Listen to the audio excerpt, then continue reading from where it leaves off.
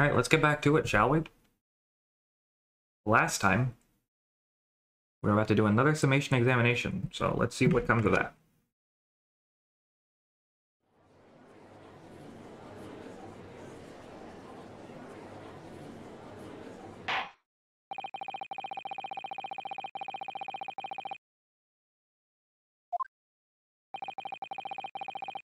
I am determined that the court must uphold the defense's judicial right to this procedure.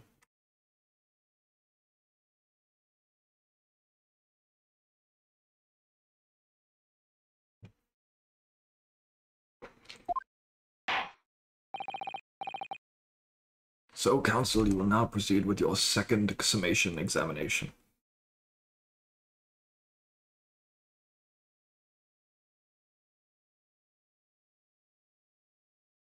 One sec.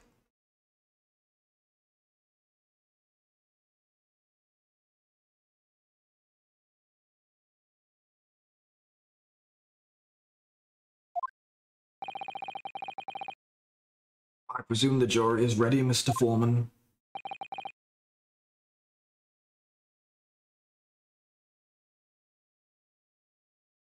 We are, my lord. We are, my lord. Very good. In that case, I must ask each of you now to state clearly and concisely for the court the grounds on which you find the defendant guilty of this crime.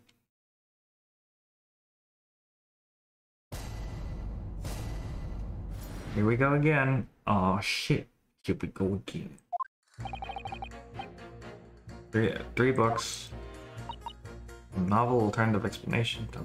Yeah.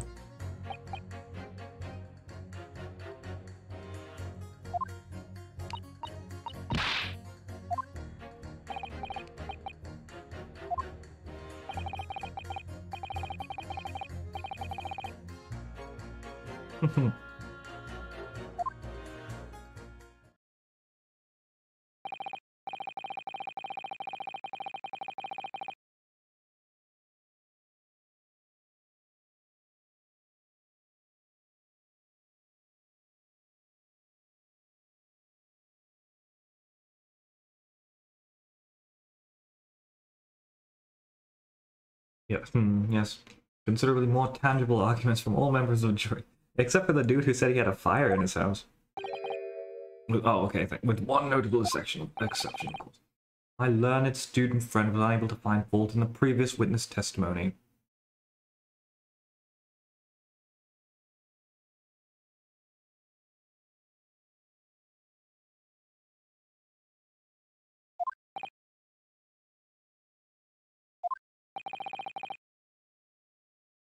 So the court must accept the fact that it was indeed the accused seen fleeing from the scene. And moreover, no one else was even at the scene to commit the crime. Well, if the eyewitnesses are correct, it would seem as if the conclusion is set in stone. Nothing's set in stone here. I fail to see how it can be argued any other way. That means, I'm afraid, that during the summation examination, it's essential that you establish some other tangible explanation for the facts.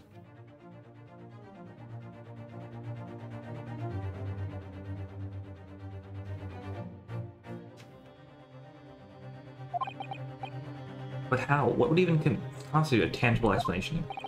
Isn't it obvious? Who stabbed the woman and how? Those two details are all you need to provide. Simply give us a name and method by which the attack was conducted. And here I was thinking this might be hard. But Mr. Naruhodo, you have to do it, otherwise this will really be where the trial ends.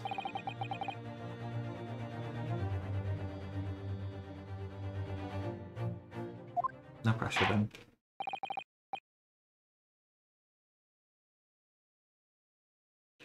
That's quite enough preamble.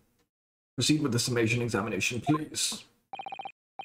I presume you're prepared, counsel. Oh yes, my lord. Alright, focus your mind.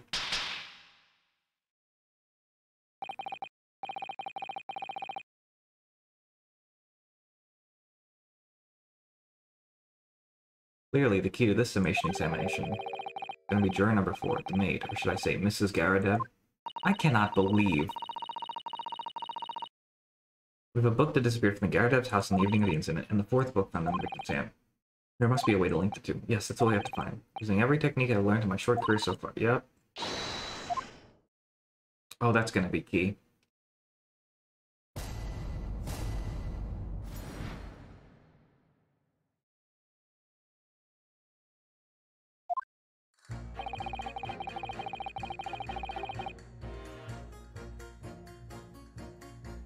Hughes left evidence behind evidence of the scene, didn't he? There's 3 books. Hold it! Okay, Mr. Fairplay. Now I know there were 4 books, not 3. Well, difference does it make? There's every possibility the 4th book belongs to the defendant's landlord. Yes, that's the part I have a problem with. That's the part I have a problem with. Sorry? Well, the point was the woman was stabbed. This landlord fellow was... At the point this woman was stabbed, the landlord fellow was at home, wasn't he? Enjoying a fiery scrap with his wife or something, you said. It's not exactly how I put it, no. Well, anyway, the point is, the fellow and his wife were somewhere else when it happened. Think, what you call a strong alibi. So it couldn't have been the landlord who did, which only leaves the Nipponese fellow. Honestly, I can't see what all this palaver's about. It's a done deal, isn't it? Suppose it is, since I have nothing witty left to say.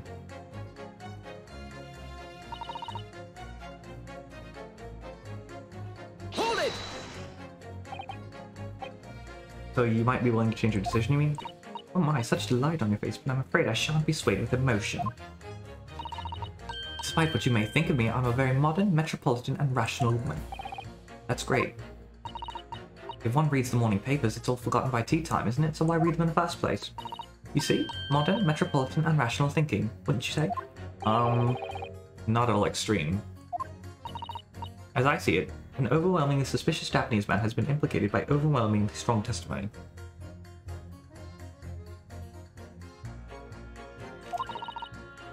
So despite 1 or 2 minor puzzlements, I do declare that the man is overwhelmingly guilty.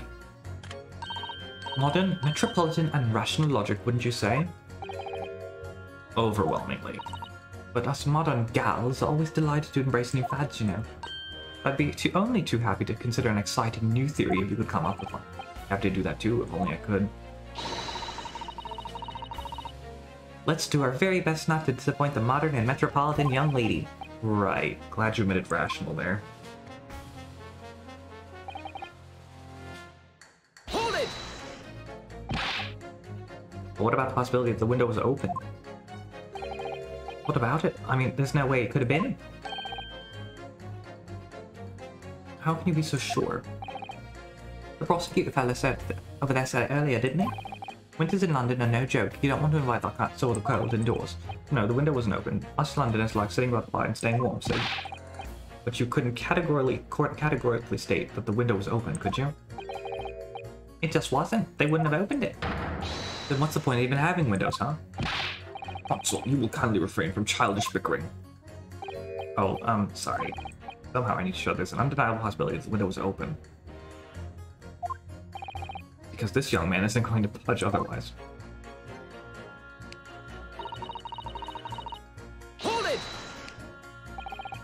Well, this little book was on fire at the time, was it not? With flames of love, I'll have you know.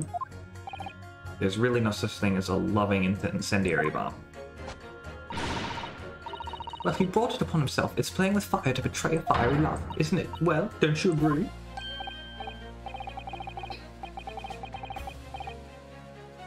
Oh, well, any kind of betrayal is certainly a bad thing, yes.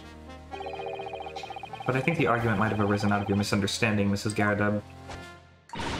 Never you mind that. The point is, we were just having a jovial little dispute, nothing more. I won't have any more of these suggestions that it was anything whatsoever to do with this crime. Whoops. Didn't mean to do that.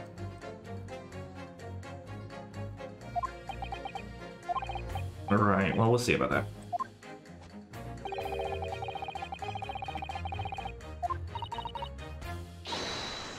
Someone says I was used to it. What a gentle soul he is. Oh. I have a feeling it's either going to be... I think it's going to be 6 who gives me what I need.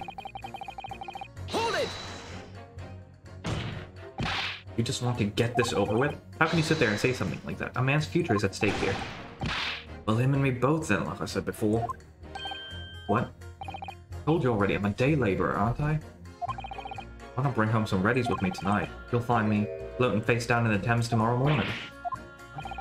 Yeah, admit, my missus is one to mess about, you know. She can be fierce, believe you me. Another shining example of marital bliss, then. A situation like this cropped up the other day. It was, well... This is a great song. You know, it's funny, but I can't quite remember. Sorry.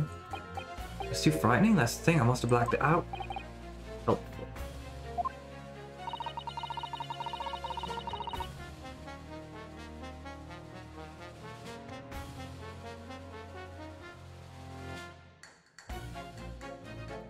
I wonder if Mr. Beat will ever be dragged into the Thames by his scarf. Don't even go there, Mr. Zato. There's some way to jog his memory about this. Alright, home a while ago. It gave me the sneezes. Hold it! Does that have anything to do with your decision about the defendant's culpability in this case? Sorry, what's that? Speak up, lad. Could you tell us more about that fire? It was last winter. My grandchildren baked me a lovely cake on my birthday. It had 75 candles on top it did. What a sight to behold it was. We put candles on a cake? Was it some kind of devil worship? Of course not, it was an angel cake. Celebrate my birthday, obviously. Seems that's a common custom here in Great Britain, Mr. Naruto. Anyway, I mustered all my pot to blow them out. Only I must have burned wrong somehow. The flames didn't go out, but the candles went how? The furniture caught and everything went up. The whole place filled with smoke. Definitely sounds like devil worship to me. And by the sneezes, I presume you mean a cold. But how do you catch a cold from a fire? What a fiasco it was. The grandchildren, bless them, threw water over me as I tried to put out flames. And then, as the whole room had filled up with smoke, of course, we had to open up all the windows to clear it. Windows? The biting winter air rushed over me like the devil dancing on my grave, it did. Put terrible cold from it, put me in the hospital for a while. I won't forget that birthday in a hurry. I knew it was devil worship all along.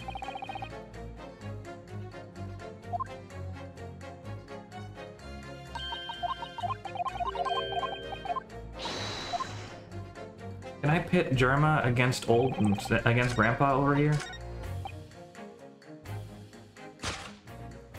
Germa 2? Objection!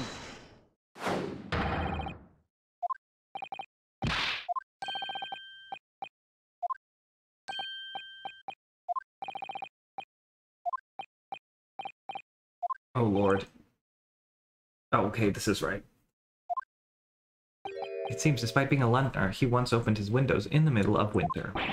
Well, yes, of course, because it was emergency. I mean, obviously, if the room was filled with smoke from a fire, then you'd be mad to not open them. Oh! On the day in question, at the time of the incident, there was a fire in the Garrett household, and Mr. Garrett had the following to say about it. The whole place filled with smoke. Oh my! Excuse me! Juror number 4, do you have something to say about that? Mrs. Garrett. Dearie me. What's the meaning of this? How dare you imply I'm hiding who I really am? Imperative that you confirm something for the court. So please, time to drop the pretense now. What is it? When the fire started in your house that day, did you or your husband open the window? Well, I beg your pardon. What do you insinuate? The room would have been thick with smoke after the carpet and bookcase caught fire as they did. In a situation like that, it's inconceivable that you wouldn't have opened the window. And what if we did? I hate this bitch so much. Oh, alright then. Yes, you're right. My husband was frantically trying to open the window. It can't have been easy since I continued to give my justly deserved book battering. Even though your house was on fire? Oh, you never stop throwing until the anger subsides. It would be terribly bad for the nerves too, otherwise I hate this bitch. Of course, I should have realized. That's a significant step forward, Mr. Naruto. You managed to establish that the window was open. We simply must have that added to Mrs. Garrett's formal statement.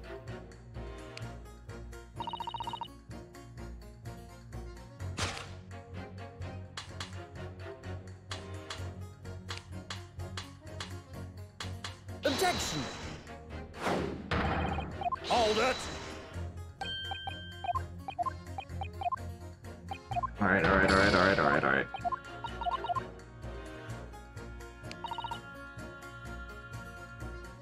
Hold it! Press the new statement.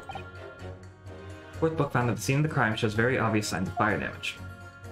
And the title of the book is The Lion's Pride, the same title, in fact, that is the book that Mr. Garrett told us he had been reading. Well, I really couldn't say. On the day in question, did you or did you not throw at your husband the copy of the Lion's Pride that he'd been reading? Well, I really couldn't say. I did. Oh, good. It was the first thing I could lay my hands on, so I hurled it straight at him. And now you come to mention it, yes. He was rather enjoying reading it, you're right. Why did you not reveal this information to the court from the outset? Because I couldn't, you insolent little man. I didn't remember. At times like that, you pick up and throw whatever you can lay your hands on, as well you know. I really don't. Oh, boy. Excuse me. Okay, I guess you have an issue with this? What is it, juror number 5? You know something? I remembered what it was. That memory blocked out. I was listening to what this granny was saying, brought a little flooding back. Who are you calling a granny, you cheeky devil? I'm Mrs. Garrett, or the maid, I'll have you know. Man doesn't even flinch. Please tell me that's not because he's so used to being hit all the time. Oh lord, it was about 2 weeks ago now. I just got home after work, like, put my hand in my pocket for the wages I just earned that day, and I nearly died. It was a hole. Every last penny had dropped out. Oh dear, what a disaster. Haven't heard the half of it, boy. Oh, the wife was cutting up some chicken at the time. I hardly get the words out, but I told her straight. I've lost a day's wages, love. She threw the knife. Oh my god. Next thing I knew, the blade whistled past my ear, stuck into the wall next to me. It did, about an inch deep. But I don't think you could throw a knife for that long with the air resistance and hit somebody through their overcoat and stab them. Of course, it wasn't fatal, so it probably wasn't... Oh my god. No words, just terror. Smell it then, you know. That god-awful stench of the Thames. I was sure it was going to end up face down in muddy banks that night, I can tell you. Ow, that's a real disaster, isn't it? I'll never use the word lightly again. Anyway, the point I'm trying to make is this. When women lose their right, they'll throw anything at you. Knives, hatchets, hammers, you name it. Mr. Naruto, you mustn't think that all women are so short-tempered and unrefined. No, I wasn't thinking that. Throwing household objects with people is, well, it's so uncivilized. At least attack with honor, using a bow or the like. What? Attack? Who even attack? Never mind. Anyway, this man's words could be rather significant, I think.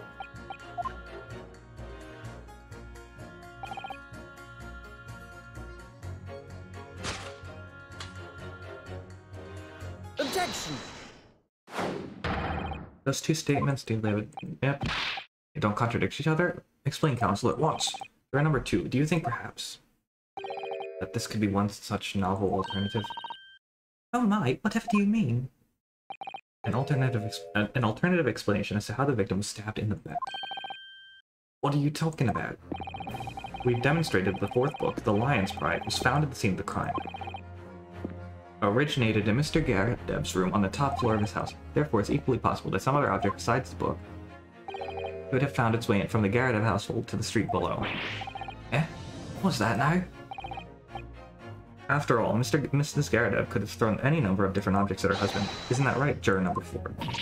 What are you insinuating now, you little beanpole? Damien thinks that ever since the true origins of this book came to light, perhaps she's had a feeling this might be what happened. Now you listen here, you Eastern Gala. As the foreman of this jury, I demand a straight answer. You give us a yarn about some other object making its way out of the house, but what? What was it? I'm really taking a big gamble here. It's a bold accusation to make, but I haven't any real evidence to back it up.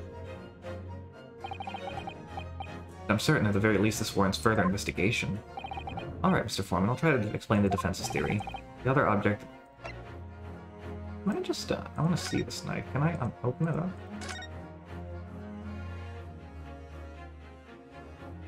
It's missing its tip.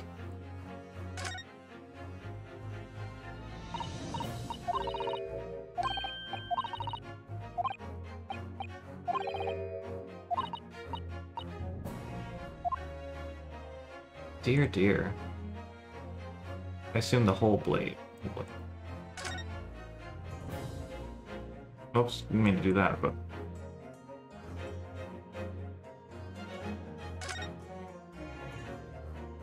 Fine, I'll open it up again. I guess I would have needed to know that at some point, but like... Alright, cool.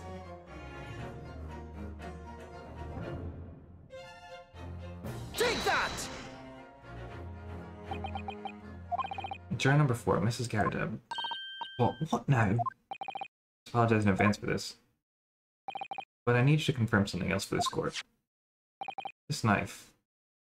Have you ever seen this knife before? Ah, good lord, counsel. What on earth are you doing? That's the weapon that was lodged into the victim's back, man.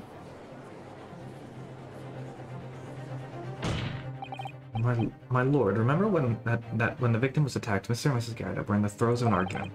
Mrs. Garrett was hurling anything she could at her husband, who had been backed up against the window that had been opened to clear the smoke, and through which a book was sailed to land at the crime scene.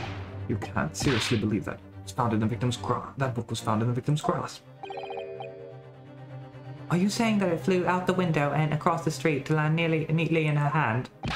Ugh, even my missus had gone at aim like that. Yes, I admit there are many details we don't yet understand. That's the point. That's precisely why. You must not allow this trial to end. Not right now. Oh my! Oh my! Ah. Mrs. Garrett, have your answer, please. Have you seen this knife before or not? Oh, It's odd. It's not his knife. My lord. I wish to change my decision. I'm a woman of my word, after all. Thank you, madam. Yes, I agree. I certainly didn't see this coming, but I just don't think it would be right for this trial to come to an end now. So many unanswered questions. Mr. Foreman? I'd have to agree. Not that I think the granny did it fine. Yes, you know what? I'm not quite happy about this at the moment either. All together now, ladies and gents.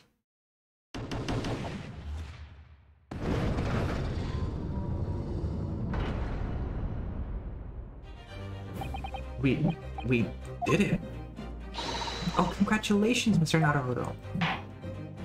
So, as a result of the defense's summation examination, a number of the jurors' leanings have changed. 2 jurors called guilty against 4 now calling innocent. Accordingly, the opinion of the court is divided, and this trial will continue.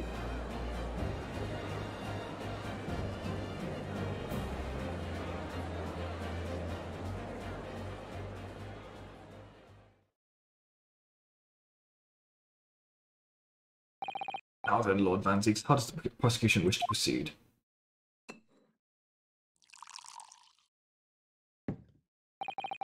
This trial is rapidly descending into a farce. I actually drank some. Like a corked wine, the first few sips are bitter enough. But what follows is so repugnant, it's good for nothing save the gutter. If I may, Lord Van Zieks, the defense has put forward a credible alternative explanation for what happened. Credible? Is that your considered opinion, Mr. Foreman? The defense's argument is a joke to which I barely know how to respond, but let me start by insisting that you must all familiarize yourselves better with the relative positions of those places being discussed.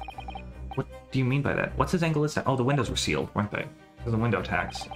It should already be more than apparent, but that between the crime scene and the Garrett household runs a rather wide street, Briar Road. Which means that the distance from the Garrett house to the scene is 15 yards. Let me see, that 15 yards, that's around 14 meters. 14 meters? Oh, that's a little farther than I thought. And, as you ladies and gentlemen of the jury rightly notice as having portentous significance, the 4th book was found in the victim's clutches. In other words, the smouldering book, wantonly hurled by the lady of the house, travelled some 15 yards to land on the opposite side of the road, neatly between the collapsed victim's fingers and thumb. Is that your final conclusion, my learned and deluded friend? And did the jackknife follow a near identical trajectory to plunge into the middle of the victim's back? This fantasy is somewhat stretching the notion of having a bad day for the victim, I think. Even those pathetic serialized detective stories have more believable plot. Wow. There's nothing I can say about that. That prosecutor loves the sound of his own voice. Mr. Susato, serialized detective stories are pathetic, are they? How dare he? Maybe let's pick our battles. My lord, may I be allowed to speak? As judicial assistant, you may speak for the defense, yes. Go ahead. The prosecution may consider the idea a fantasy.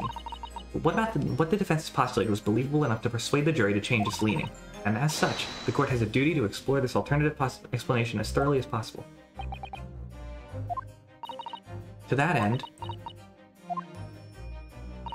juror number 4, Mrs. Joan Garrett, must be called to testify and submit to cross-examination. States alive.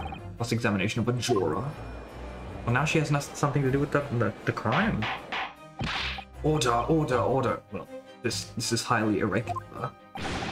It's unprecedented for a member of the jury to be summoned to the witness stand. Objection! No apologies this time, and unnecessary. Lord Van Zooks.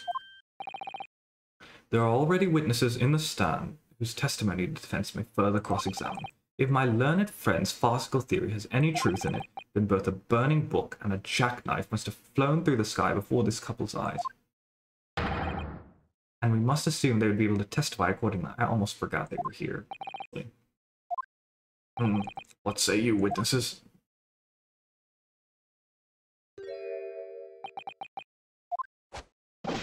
Yes, sir. Constable Rowley Beat reporting for duty, sir. Well? Good morning, officer. Sorry for dozing until now, sir. I haven't slept for a month on account of a villain who's appeared on my beat, sir. Oh, they are so heroic, these London bobbies. Patricia, my darling, I've been neglecting you, but no more. Oh, Rowley, my hero, you make me swoon. Very well, I hereby reject the defense's request. Oh. Order the witnesses in the stand to testify again. State forthwith before the court any details pertaining to the defense's alternative explanation of events. Yes, sir.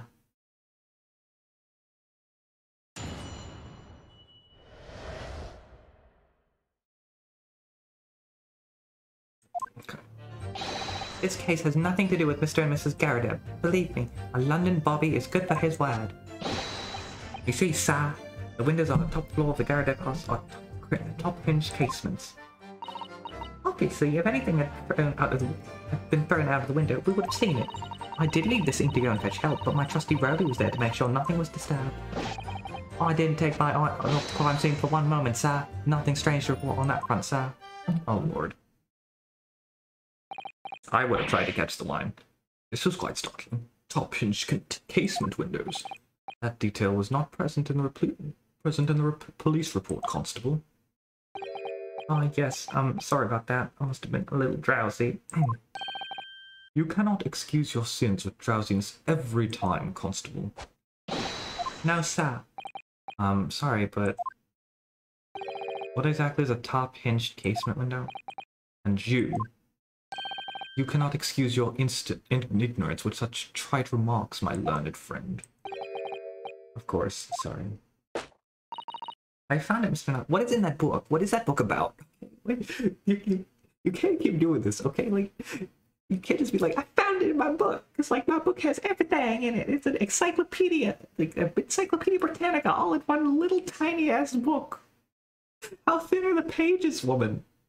I have so many questions. Is it a different book? They not just... do you just have a bunch of books in there? Did they not render like new book covers? Like, I don't understand. It's the same blue book that taught us about Kurari and then had all of the stuff about the summation examination in the last trial, and now she's got like windows in there. Like, what is this kind of book? I'm sorry, I just needed to get that out there because it doesn't make any, like, what the hell? I mean, I get it, it's funny, but like, I'm so confused. There's so many questions about this book. Where do you keep all the books? Where does Lakitu keep all the spiny eggs? Like, what the hell? Anyway, I found it. Cast your mind back to the windows in Mr. and Mrs. Garrett's room. Alright, I'll try. You literally have a memory that is really good. So the window opens to allow air to circulate inside the house. Oh. But as it's a top-hinged casement window, it swings open along the upper edge, you see. I'm glad you've rectified your ignorance. A casement window's most prominent feature is its stay, a metal bar which prevents the window from being opened beyond a certain amount. It prevents it opening? This is all news to me. Absolutely correct, sir. In other words, if a book or knife were to have been thrown through the open window, it would have clattered against the pane and fallen straight down to the pavement below. Oh. Oh, good. I didn't know I was live, so that's awesome. You see the problem then? Good. Your education in Windows is complete. There was never any possibility of either the book or the knife traveling 15 yards over the road. That is, unless the window pane had been shattered, something we've discounted already. That can't be. Did you see that, Roly? The young Japanese man just collapsed in agony. Oh yes, my darling, I saw it. I saw how he crumbled before me. Oh, Roly, you're so strong. How is this happening? I haven't even started the cross-examination yet, and already my argument's been destroyed. Counsel, if you could drag yourself upright again, the court awaits your cross-examination. My lord. Oh good, another... what? Whatever, probably doesn't work. This case has nothing to do with Mr. and Mrs. Garrett. Oh wait. Hold it!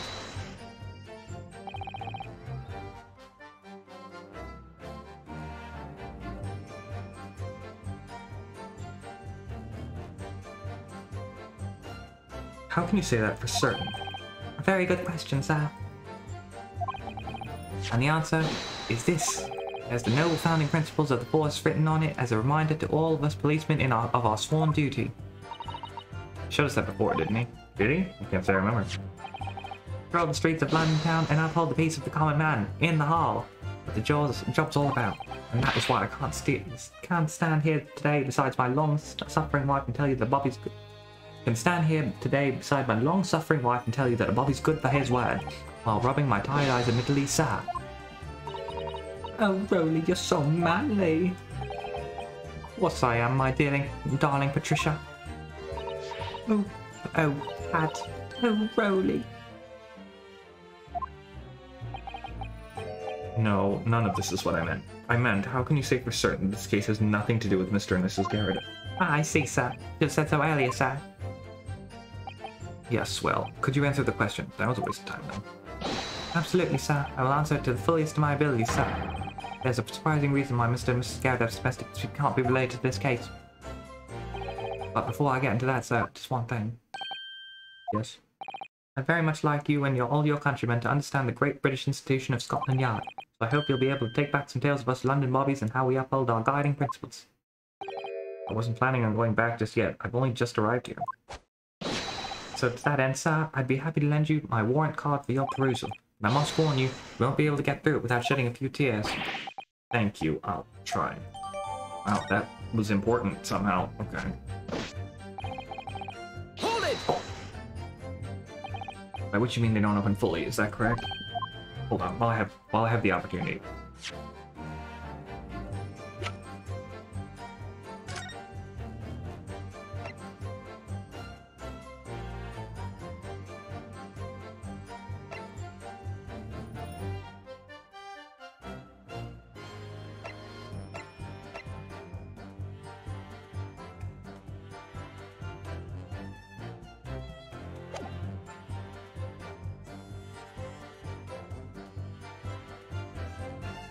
There's a lot of those where you get evidence in the middle of the in the middle of a press, and it becomes important.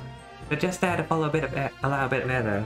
You see, in the house, through the house, you see, so they're restricted to as to how much they open. And therefore, anything thrown out of the window from inside the room would simply strike the pane and fall to the street directly below. For clarity, allow me to mark the map. Here is the location where the objects would have fallen. Isn't that in his beat? Directly opposite the scene of the crime, on the other side of the rather wide road.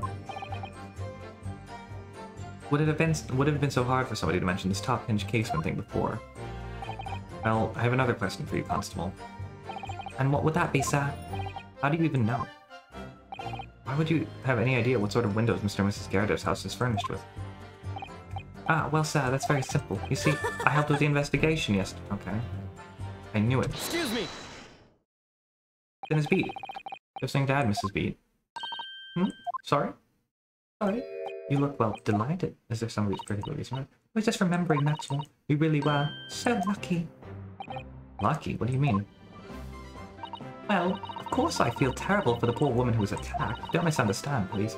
We're just so lucky it didn't happen on Rowley's beat. It was so close, you see. Oh, I hadn't realized. Oh yes, that street. Briar Road. That's the boundary between Rowley's beat and the next one. I had a feeling. Isn't that right, my love?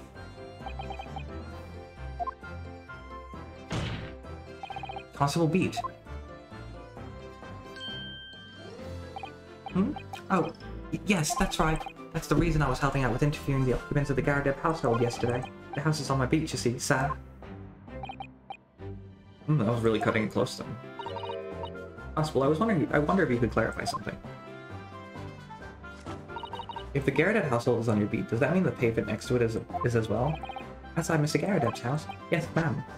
The pavement on that side of the road is part of my beat. See, I was unaware of that. Just think, if the woman had been attacked on just the other side of Briar Road, we would have never been able to go for that meal to celebrate our wedding anniversary. But that's the life of a Bobby, after all. Extraordinary people are. Bobby is tirelessly working for the benefit of all Londoners. You know what I think? I think it was the good Lord's way of rewarding my Brody for all his hard work. Don't you think so, my darling? That must be it, Pat, my love. That must be it. I think perhaps we should make sure we have that information officially on the record. Give it to me, Mr. Naruto. I'll take care of it immediately. The case files information. Constable Beat Speed. And now it's my turn, I think.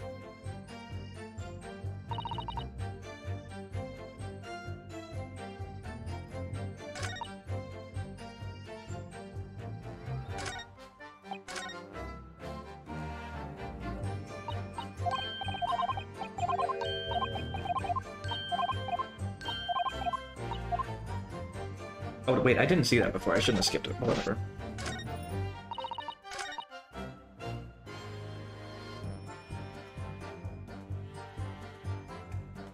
So, wait a minute. If he was investigating...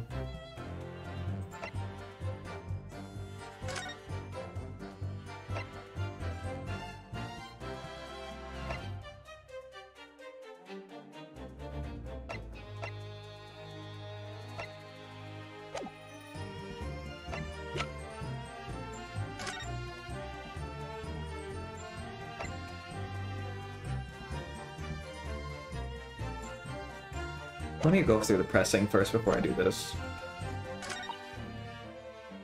Hold it! Because these first two statements have been very useful, and I need to know if there's more. According to my notes here, the sun had gone down already and it was dark. Oh, but Rowley and I were strolling along, gazing at the night sky and looking for our lucky star. Sorry? The star that will guide us to eternal happiness.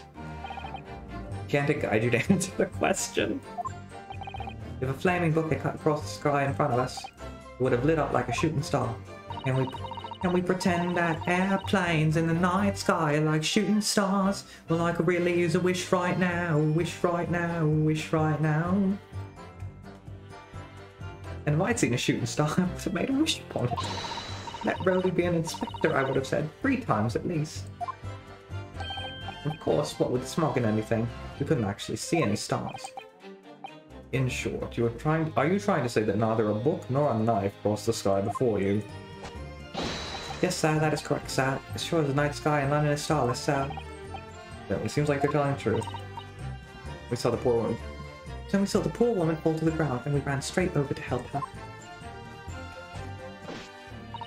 I did leave the scene to go and fetch help, but my trusty Rowley was there to make sure nothing was disturbed. Hold it! Yes, you said that you went to a nearby police box to fetch another officer, is that right? That's right, yes. If it had been on Rowley's beat, I would have known exactly where I was going, of course. Don't feel bad, my love. You can't be expected to know the location of every police box on every beat. So Rowley told me the way, only I sort of got a little lost on the way. Trisha, my darling, that's why I love you. Your terrible sense of direction is bewitching to me. Oh my god. Oh, Pat. Oh, Rowley. Are the voices that I'm doing for them distinguishable from each other? Oh, please. So, I suppose I was gone for about 15 minutes. Like I said, my Rolly was at the scene of the crime the whole time, so we made making sure nothing was disturbed. I was off duty at the time, of course, but a true Bobby is never really off duty sad. I didn't take my eye off the crime scene for one moment, sir. Nothing strange to report on that front, sir. Hold it! Oh, okay, well, nothing to report. That's correct, sir. I had my eyes wide open the entire time, never looked away for a second. No one else approached the scene, nothing was removed from it. I can swear to that, and the odds on a sir. Really, that seems a little strange. Beg your pardon, sir. Strange, sir. Seems altogether regular to me. This burnt copy of the Lion's Pride was originally in the Garrett household. The question remains, how did it find its way into the hand of the victim? Can you shed any light on that, seeing as you were at the scene of the crime the entire time? Aha! Could it be a different copy, sir? Or one that just happened to be burnt as well? Even if that were possible, why would the victim have been gripping a book like that in her hand? As we can see from this photographic print, she had a bag over her shoulder. Well, sir, the book was in the lady's hand from the moment we arrived at the scene. Is that so? There's something that the statement's not sitting right with me. Two mysteries of how that knife ended up in her bag and how that book ended up in her hand. Must be some common thread between them. Can I ask you something, please, Mr. Lawyer, sir? Oh, yes, of course. What is it? You're doubting us, aren't you? I can tell. What? I wasn't really. I mean, what's she doing? Please, just because I'm a woman doesn't make my testimony any less valuable. Believe me, I agree with you. 100%. 100,000 million %. I agree with you. And also, you're very cute, but that has nothing to do with my agreement. You might just see me as the wife of a policeman, but I'm a woman of my word, I am. I really don't remember ever suggesting that I doubted you. No excuses. I don't want to hear it. My voice will be heard. My lord, you'll let me speak, won't you? Yes, Mrs. Beat, I will allow you to supplement your testimony if you so desire. Sometimes the path of least resistance is the sage one. That was a very loud mutter. I heard that. A Japanese man thinks a policeman's wife's word counts for nothing. Well, watch out, sir. I might let you get away with something like that, but my Rolly won't. Duly noted, Mrs. Beat. Please, I humbly ask you to continue. What could she possibly be about to say, I wondered.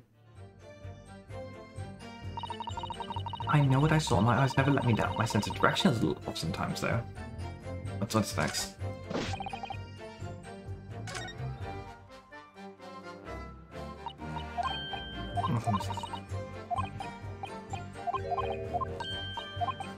Yeah, we need to...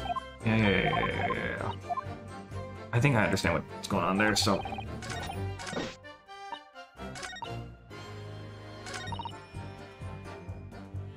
Hold it!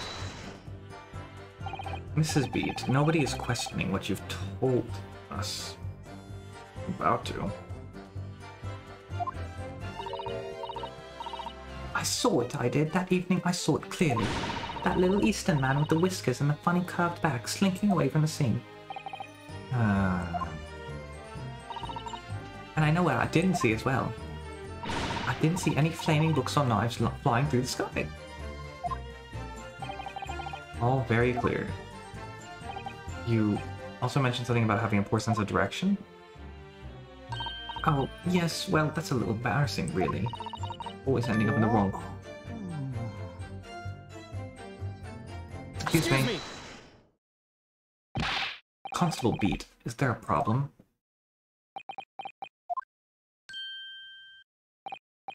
No, sir, no problem, sir. Did your wife's remark just now bring something to mind, perhaps? Oh, well, in a way, sir, yes, sir. I was just remembering that same thing happened that evening is all. You mean Miss Beat lost her way on the night of the incident? Well, you see, I sent her off to find a police box in the next beat over from mine, but she was gone a fair bit longer than what I was expecting. Well, she'd be back inside 10 minutes, but my darling was gone a good 15. Oh, Frodo, you're such a tease! The reason I was gone so long was because of the bouquet, silly. The bouquet? Sorry, what bouquet are you talking about? Oh, it was a present for our wedding anniversary, really so romantic. Saved up for it with far things and happenings he found in the gutter while doing his rounds. Yes, how romantic. I've forgotten all about that until just now. And you, my darling? Ah, yes, but that was just between us. No talking about it to anyone else, darling. Yep. Promise. Really? Oh. What was that all about? Constable Beat looked very obviously troubled during that exchange. I can't offer any useful insight into matter, but I want to know one thing. You have to ask Mrs. Beat about the bouquet. Mrs. Beat, that's bouquet you just mentioned. I'd like you to add details about it to your testimony, please. Oh, really? Yes, I'd love to. Oh, Van Zeeks, you're so quiet right now, and like, if I were the prosecution, I would not blame you. What happened was, I dropped my bouquet and ended up losing my wife for a while. Hold it! You mean you dropped the bouquet at the scene of the crime? Yes, that's right. Oh, I was so upset. I ran over and saw it was a woman with a knife in the back. I was so shocked I dropped the bouquet Rowley gave me. I was in a dark spot where the streetlights weren't casting any light, so I didn't notice at first. And then you went to the police box to report it to the policeman whose beat it was on. Yes, and then I came back to the scene together with the other constable, you see. That's when I spotted my bouquet again. The funny thing when I went to pick it up, it was nowhere near the victim's body at all. In case you need reminding, Mrs. Beat, the victim is not deceased. I was all flustered for a moment before I heard a voice calling me from the other side of the road. Your husband, presumably? That's right, silly me, I'd gone over to the wrong side of the street. Although, I'm going to blame the bouquet this time. I can't think how it got there, I really can't. The bouquet somehow moved from one side of Briar Road to the opposite. It's a wide street. Curious indeed. Isn't it? But the worst of it is, I forgot to pick the bouquet up again when we left the scene. That beautiful rose Rowley bought me. That change from the gutter he spent so long collecting. By bouquet, do you perhaps mean sorry solitary rose? Oh, yes, that's it. One rose? Not a bouquet. That's the bouquet Rowley bought me for our anniversary, with little bits of change he found in the gutter. Maybe just call it a rose. Tell us what, Van Zeeks, where did you come by the flower? According to the report by the police officer in charge of the crime scene investigation, it was found on the edge of the pavement in front of the Garadeb household. In front of the Garadeb's house? Although it wasn't noticed until the morning as it lay where the street lamps cast no light. It was believed to be of no relevance to the case since it was found on the opposite side of the thoroughfare. Thank you, sir, thank you. I have it back now, please. No, I think for good measure this rose should be added to the court record as evidence. Oh. But it's a symbol of our love. I want it back after the trial. Do you hear me? I want it back. Good grief. Rest assured that I'll try my very best not to forget Mrs. Beat. Really? Nothing strange to report? Not even how the rose...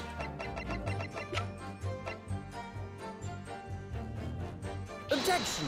I find that very difficult to believe. You claim, Constable Beat, that there was nothing to report in the 15 or so minutes you were guarding the scene, but that cannot be. Why can't it? What do you mean to say? In your testimony just now, Mrs. Beat, you explained to the court that when you arrived at the scene of the crime with the policeman assigned to that beat, the bouquet you had dropped at the victim's side was no longer anywhere nearby. Objection! Yes, on the opposite side of the Briar Road where the victim was attacked. But considering the size of that meager bouquet, if a single sorry bloom can be so described, no doubt it was blown in the wind across the street back into the gutter where it belongs. Meager! Objection! But if that were the case, why did Constable Beat not testify to the fact? No one else approached the scene and nothing was removed from it. Constable Beat swore to that on Scotland Yard's honor. But the bouquet belonged with me. It had nothing to do with the case. That's why Rowley didn't mention it, I'm sure. No, because sadly, it's not only your bouquet we're talking about here.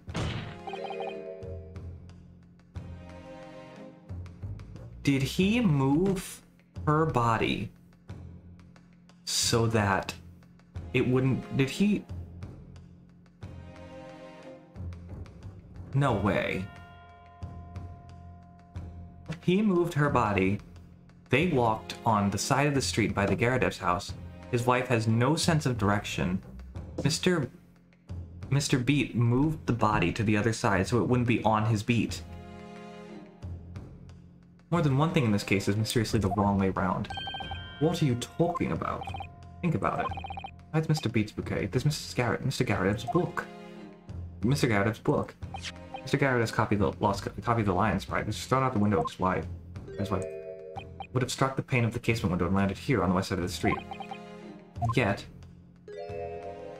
it was actually found here on the opposite side of the road in the victim's hand. Oh my god. Meanwhile, according to the testimony we've heard, Mrs. Beat's bouquet should have been dropped here at the scene of the crime on the east side of the street. But in fact, it was actually found here on the opposite side of the road, in front of Mr. and Mrs. Garretev's house. There's no logical explanation for these things, unless somebody deliberately moved them. What are you trying to say? The way you're talking, it sounds like you think my Rolly's done something wrong. Don't you listen to a word that scrawny lawyer says? Wittering on about books and bookcase. Why should we care? It's nitpicking. That's what it is. Oh good, Mrs. Garretev's come around.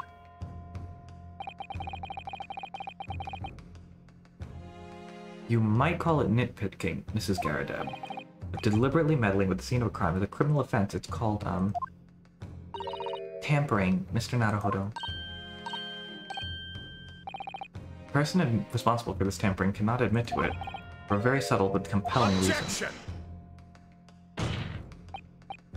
Tampering? You've barely heard the term before. Tell us, my learned friend, who would possibly have had the cause to carry out such an elaborate deception? I know who it was. It was Mr. Beat. Yeah, I'm learned. Take that! Obviously, there's only one person it could have been. Constable Rolly Beat, it was you. What? A policeman? A member of Scotland Yard? What nonsense! Why would my Rolly do something like that? There's no one straighter than my husband. No, Bobby works more tirelessly for the people of London. Oh no, I can't relate, honey, to that first sentence. But take your word for it. Mrs. Beat, you said in your testimony that your husband asked you to go get a nearby police box to fetch the officer on duty. The 15 minutes that we were absent from the scene is the only opportunity anyone had to tamper with. You're making it up. It's nonsense. It's all lies. What about that Japanese man with the whiskers? I bet it was him. He did it. Objection! If that was true, Mr. Constable Beat would have seen him do it. Oh. Forgive me for pointing it out, but when you dropped your bouquet, Mrs. Beat, it was after the defendant had fled the scene. But Objection! first you make accusations about the landlord and his wife, and now you incriminate a policeman as well. But your accusations lack one very important thing, evidence. The claim to a crime scene was tampered with. There's only one reason why anyone would commit such a reckless crime, to hide something. It's the rules. But my husband and I just happen to be there, that's all. I wouldn't have anything to hide, it doesn't make sense. You've offered no motive for this alleged tampering. Until you do, your accusation... I have it. That's the key to this entire thing. Naruhodo, have you managed to solve this mystery? I got this, girl. Counsel, you have made a very serious accusation against a London police officer. If you are mistaken, I'm sure. Reputation of the law. That's off one of mine. What is this going to be, all 4 exclamation points? Nope, just one. Where the victim fell. Where the victim fell to the ground. That is what this Bobby had to cover up at all costs. What? Where the victim fell? You mean where she was attacked? Talking about? We told you at the very start, didn't we? On the pavement of Briar Road. We saw it happen, remember? It's right here, as if anyone didn't already know. That's certainly what everybody has been led to believe, but in fact, that wasn't where the victim was stabbed at all. What? What?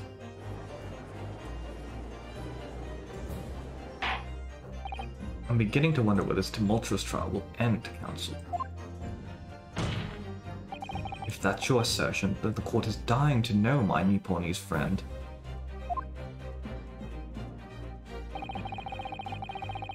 And I will be on that cookie clicker bullshit too. Where are you proposing the crime actually took place that evening? Right here. Take that! But that's on the opposite side of the road. I don't understand. On the evening in question, Mr. Garrett's book fell directly down from the open window above, and your bouquet, Miss B, never moved at all. What did move was the scene of the crime itself. Good gracious. Objection! Perhaps you haven't been listening to the ample testimony the court has heard. But these witnesses both saw the moment the attack took place. That's right, I saw it with my own eyes. It was 5 o'clock in the evening and already dark. It was a typical London fog on the ground. When you saw the incident unfold and ran to the victim's aid, that was actually on the west side of Briar Road. No, that's not true. It can't have been. Constable Beat then arranged for you to be absent for a while by sending you for help. And during the 15 minutes you were away, he transplanted the crime scene. He moved all the things shown in this print, the victim herself, and the 4 books. He moved everything, in fact. The pavement on the east side of Briar Road. Extraordinary. But then the constable overlooked one thing. What? What did he overlook? The bouquet, I presume? Exactly. Prosecution told the court just a few minutes ago about the discovery of the rose bouquet. Lord Van Ziek said it wasn't noticed until the morning, as it lay where the street lamps cast no light. Yes, it couldn't be seen in the dark, obviously. Which is why it was only the bouquet was found in its original position on the pavement on the west side of Briar Road. That is the defense's theory about what really happened that evening. How do you respond? Constable Rolly Beat. Witness transformation?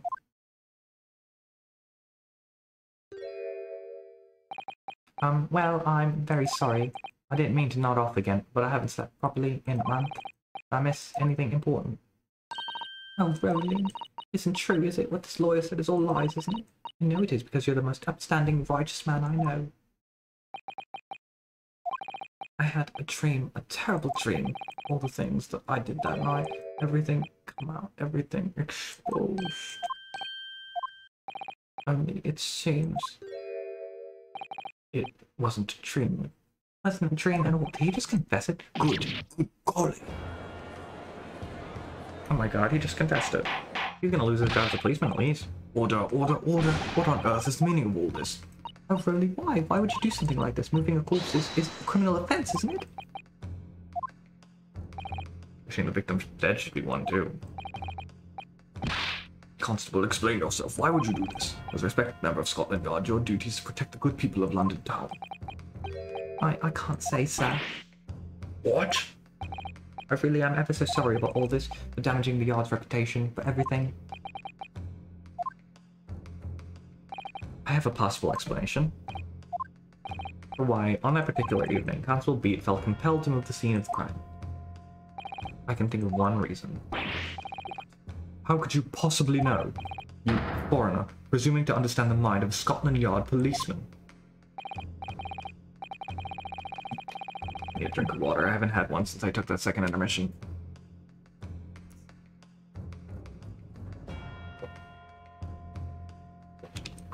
And yet, Lord Van Ziek, it is this foreigner who has uncovered the startling truth of the matter thus far. I believe it would be beneficial to the court to hear this extraordinary young lawyer's theory. Counsel for the defense, if you please. Yes, my lord. Now then, I think you'd better show some evidence. I got this, girl. England, Japan. You and Russians are the same. Thank you for giving me a warrant card. I realize that I'm a foreigner in this land. I'm only just arrived from Japan, which is why all the information about London's so-called bobbies is completely new to me. I've learned that, though honorable, patrolling the beat is the most demanding work in the world, for example. Keeping the peace, looking after the citizens on this beat in all kinds of ways. There's no doubt that the young bobby is charged with a great deal to do each day, certainly. But for Constable Beat, the day in question was special. Special? How? On account of this bouquet, my lord. Oh yes, it was our very first wedding anniversary. Constable Beat had worked so hard to be able to afford this simple gift for his wife, and was looking forward to taking her out for a celebratory meal, when he and Mrs. Beat stumbled upon a crime along Briar Road.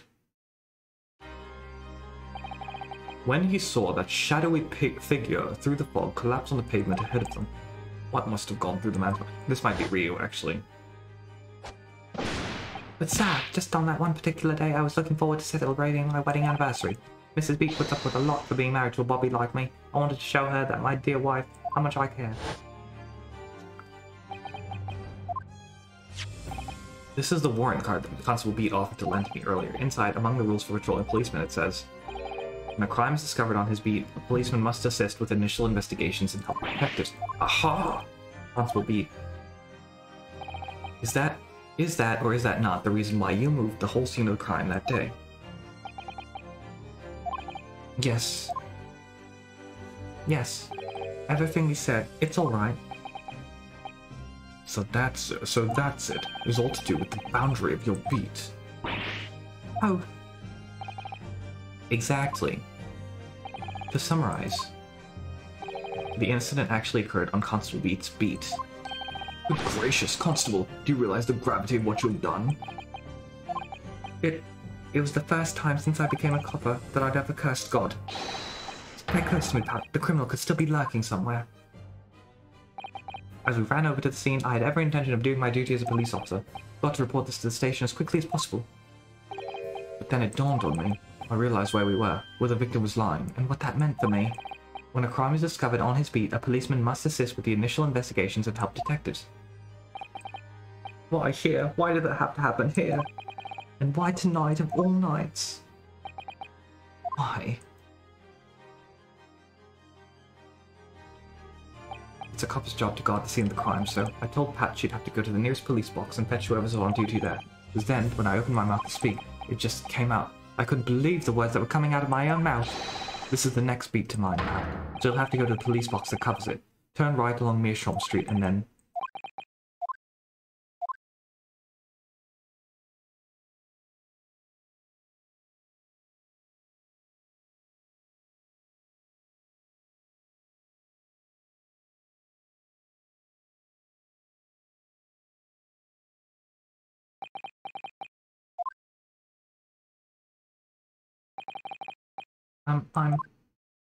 I'm sorry. I'm sorry. I'm so sorry. Oh, Constable. I just wanted, just that one night, to take my Patricia out for dinner. Oh, Rolly. Just that one night.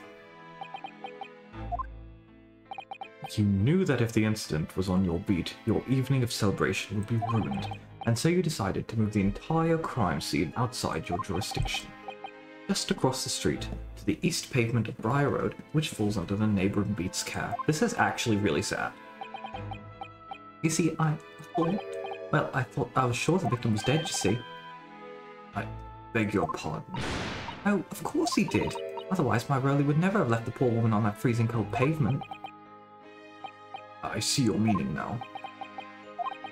But God got me back from my sins, didn't he? That's why I missed the rose I brought for Pat. Oh no, Rolly. Oh no, Rolly, that was all my fault. I'd never have dropped it in such a dark place. I'm so sorry, Rolly. And can you tell us, Constable, how many books did you move from one side of the road to the other in total? 4 it was, yes sir, definitely 4. 3 of them dropped by Mr. Natsme, and the 4th being the one that fell from the window upstairs in the Garradev household, of course. But what made you place that book in the victim's hand, when all the others were scattered around, haphazardly around, I mean? Oh, well sir, that's because that's how I found it. How you found it? What do you mean? When we first ran over to the scene, the victim was already holding the book, so when I moved everything, I made sure it was still in her hand. You're sure it was this book, The Lion's Pride, that the victim was holding? Oh yes, sir. No doubt about it, sir. Interesting. Wow. I thought it was an open and shut case at the time, you see. There were only 2 people at the scene, and Pat and me both saw it happen. However, which way you looked at it, it had to be the fellow who ran off who'd done it, I thought. I couldn't see the harm, really. I didn't think moving it all over the road would make a jot of difference. I suppose this is it for me now. I've had it. My lord. Yes, Lord Vanziques? I believe that concludes the cross-examination of the witnesses. Constable, you may withdraw. Yes, sir. Mr. Prosecutor, sir, what will become of my Rowley? What will happen to him? And now you're free to go home. The police will contact you in due course. Please, don't touch my husband. This was all my fault. Because I'm always moaning at him for him coming home late. Leave it now, Pat. Let's go home. I'm tired. And we want to get one more sex before I'm off to jail, you see. Alright then, my love. One last thing, Constable. Sir, let this be a lesson to you.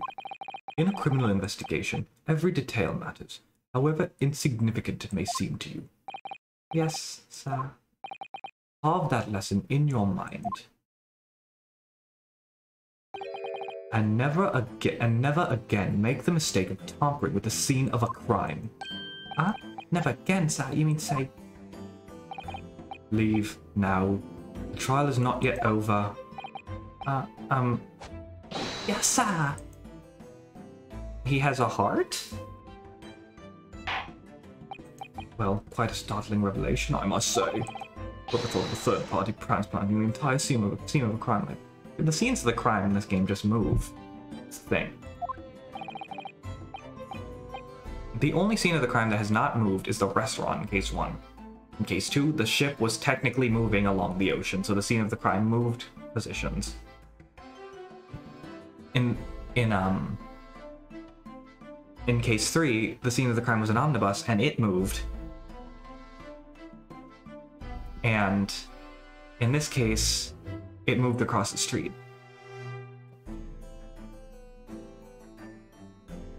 Indeed, my lord. Nevertheless, there are some immutable facts here. Principally, that the accused, Mrs. Soseki Natsume, is the only person who could have possibly committed the crime. No, I disagree with all of the reasons that you're mad at me. Now that we know that the true scene of the incident, there is someone else. Another person who could be responsible for the knife in the victim's back. Forgive me for being presumptuous, but I believe the prosecution is probably well aware of this possibility already. Lord Vanziques, is this true? Very well. Name the person if you will, and if further investigation is warranted, the prosecution has no objection to the trial continuing.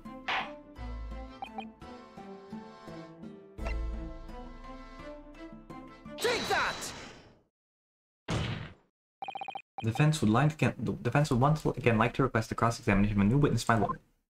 Once again? My assistant made the same request earlier. In order to finally reveal the truth about this case, it's imperatively cross-examine juror number 4, Mrs. Joan Garrett. Me? Me? Oh dearie me. Objection! That request has already been denied, but the situation is very different now. Mrs. Garrett, answer me this. What do you want now, you little toad? Oh, you want to talk, Umbridge. At the time of the incident, you were engaged in a violent argument with your husband, Mr. John Garrett. In the course of this argument, a minor house fire was ignited. And to clear the smoke from the room, your husband opened a window that looks out over Briar Road. Well, stop it. You threw this book at your husband when he was covering his back against the window. On striking the pane of the open-top hinged casement window, the book plummeted directly down, finding its way to what we now know to be the true scene of the incident. Yes, and as I said, what of it? During the argument, you were beside yourself with rage. As such, you threw not just books, but anything you could lay your hands on. So, let me ask you one more time, Mrs. Garrett. This knife, the one removed from the victim's back. Have you really never laid eyes on it before?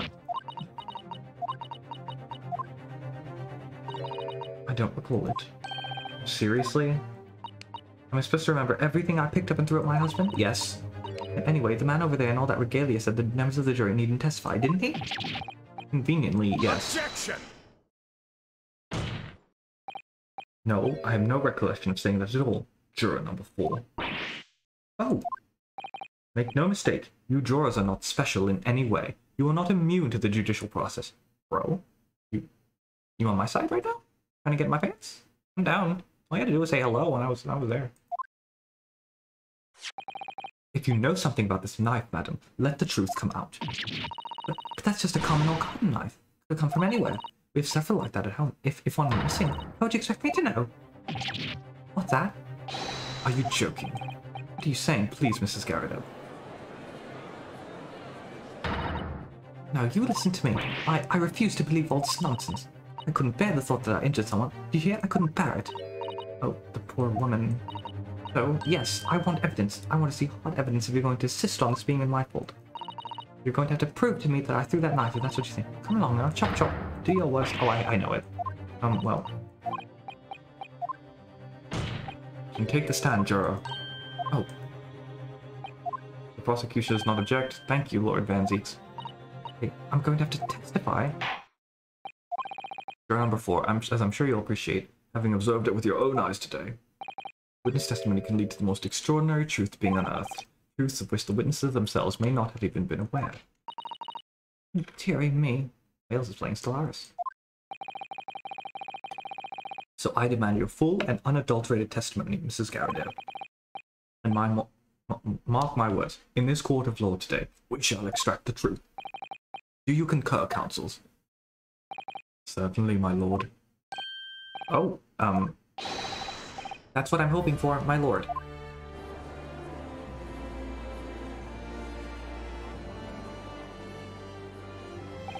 This is such a strange feeling. For the first time since arriving in this country, it actually feels real.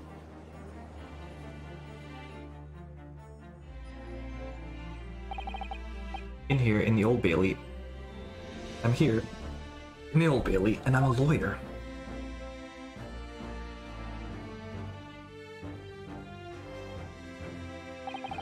Witness, state your name and occupation.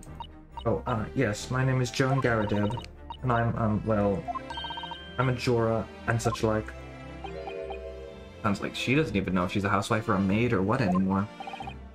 The court has decided your testimony is required in order to clarify matters in the case. Do you understand, madam? Yes, my lord. You will tell the court everything that took place in your household on the evening in question. And I warn you, do not attempt to hide the truth. You know, I get the feeling that Van Zieks is, like, kind of like a Clavier in that, like, he really wants to find the truth and he doesn't really care about winning that much, but, like, he also is, like, a total hard ass and, like, you know, scary and whatever. That part's not like Clavier, but I have a feeling that he's probably the prosecutor most concerned with the truth and not ulterior motives. That's the vibe I'm getting. This is a major shift for me in my perception of him. Before, I thought he was more like a Von Karma or a Case 2 Edgeworth. But now I'm thinking of him like a Clavier or a modern Edgeworth. Oh, dearie me. Chin up, Joni. Chin up, Joni. Oh, what the hell? Chin up, Joni. Oh, I didn't know you were here, John. Oh, your face is healed. Thank God. Wasn't only you in the room that day, old thing, was it? I think I ought to testify as well, don't you? But what about your knee, dear? Don't you worry about that. Hardly notice it. I'm not the short chap to leave a comrade to face disciplinary action alone. Oh, John. Presuming you're Mr. John Garrett. Yes, sir. Former 2nd Lieutenant of the 3rd Regiment of the 4th Northumberland Fusiliers, sir. Seen my fair share of action now, and now living the quiet life, as it were. Right, Laura, were you not engaged with an incendiary battle with your spouse on the day in question? Well, yes, quite. I believe this may represent a first in the proud history of the British court. Calling a juror to the witness stand is unprecedented. However, the court will hear your testimony now, juror number 4, and that of your husband. You will recount clearly and concisely the events in your home at the time of the incident in question. Sir, at once.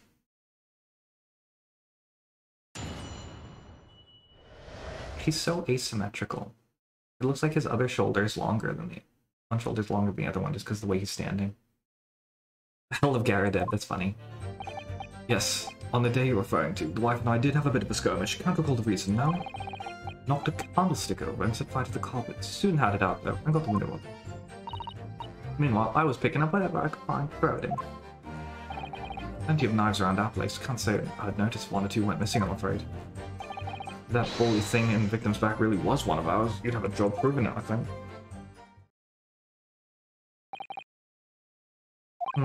Sounds like as though it was quite the battlefield in your household that evening. Although an entirely one-sided assault, it seems. The enemy caught us on the hop, sir. Had no choice but to dig in and take defensive measures. To be honest, if the enemy had kept shelling us for another minute, we'd have been lost, toast. Of course, a veteran such as myself. Only too aware that on every battlefield, there's a gnat's risk of death at any moment. Are we still talking about a marital quarrel here? Well, I must say that I'm dubious that this testimony will shed any light on the origins of this jackknife. In combat, one's focus narrows such that surroundings are barely noticed. These witnesses may not be able to offer anything more than they have testified already. This might be a dead end. And Zeeks may well be right. Well, whatever the chances, we only have this last cross-examination to uncover the truth, Miss No, yes, I'm afraid so. Very well, Counsel. Begin your cross-examination.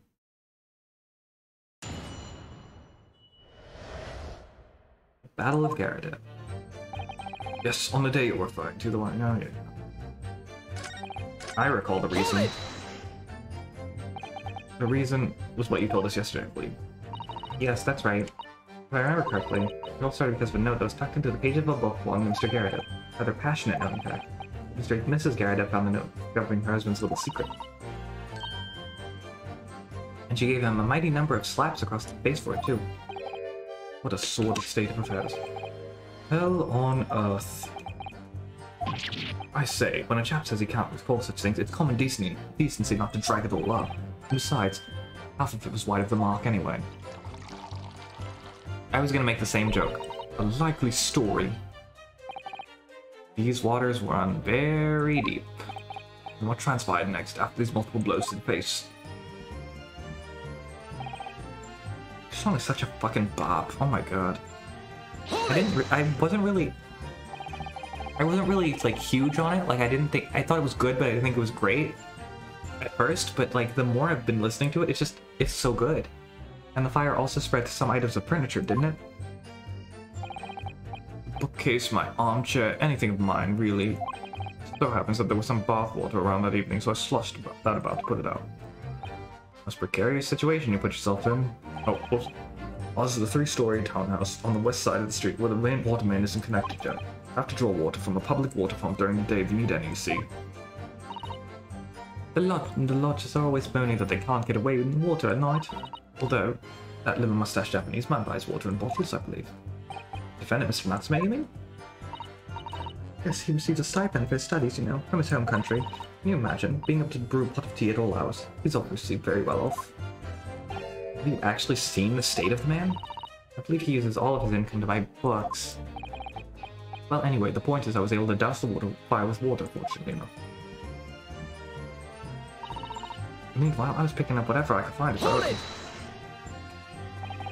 Even though the room was on fire? As far as I was concerned at the time. It was more important to extinguish my anger than the flames. When a woman wants to throw, she must throw. That is most certainly not true of a Suzato takedown, Mr. Naruhodo. How did she know I was thinking that?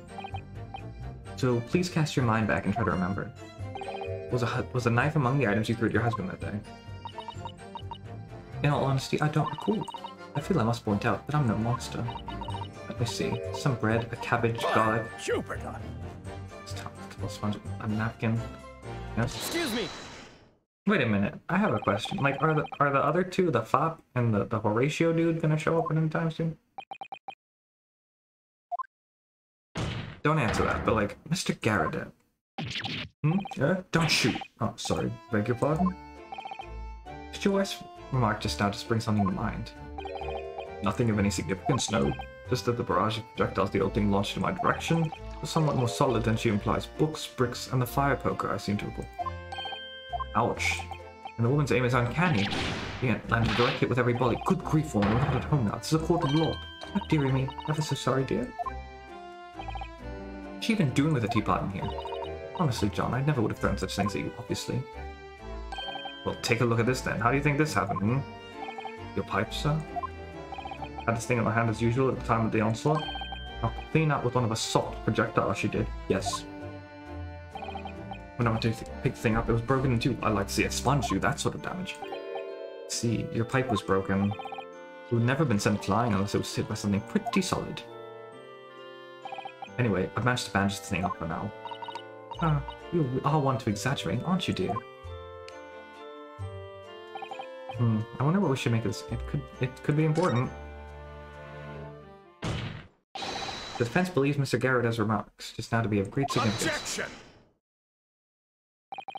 This war veteran's words only tell us one thing. Pray a fiery wife and pipes as well as hearts may be broken. Sentimental wisdom, perhaps, but hardly worthy of adding to the formal testimony. Indeed, common sense, as one might say. Might one? In that case, would you at least permit us to examine the pipe, sir? Well, I don't see why not. Oh, dear me, there you go again, trying to ingratiate yourself with a young lady. Very well, the court will accept the gentleman's pipe as evidence. Let's see what we got.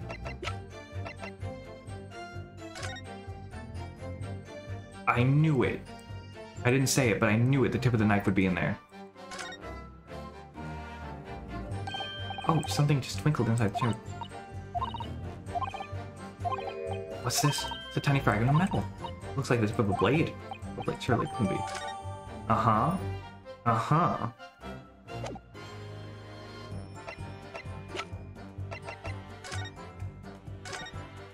How did it get in there?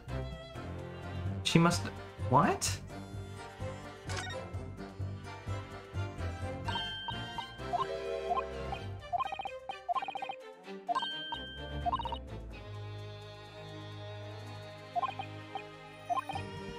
I can't wait to hear the explanation for this.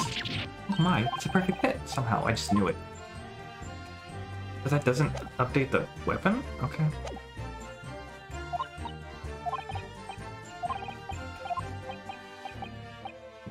Okay, let's do it.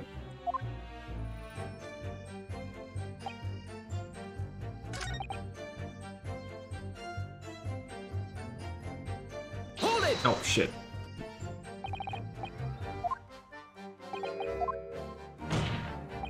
No, there's no other... Objection! That might be it. It might be that she threw the... She might have thrown the knife against the wall, broken it. And then, that piece just happened to fly off. Because he dropped his pipe and it flew in half, so it's... I don't know. Forget my Nipponi's you forget my Nipponi's friend. That is yet to be established that the accused is not responsible for the attack. As if I could forget. Fingerprinting? You mean it's not a dream? That's sort of British. Whenever people touch anything, they leave behind a unique pattern from their skin, or so they say. You can't see anything. There are already countries in the world where these so-called fingerprints can be used as evidence. Lord Strongheart is currently discussing the matter at the Ministry of Justice. Yes, I believe we are rapidly approaching a scientific method of investigation. For now, we shall have to find an alternative method for this. That's not fun. Yeah. I have it.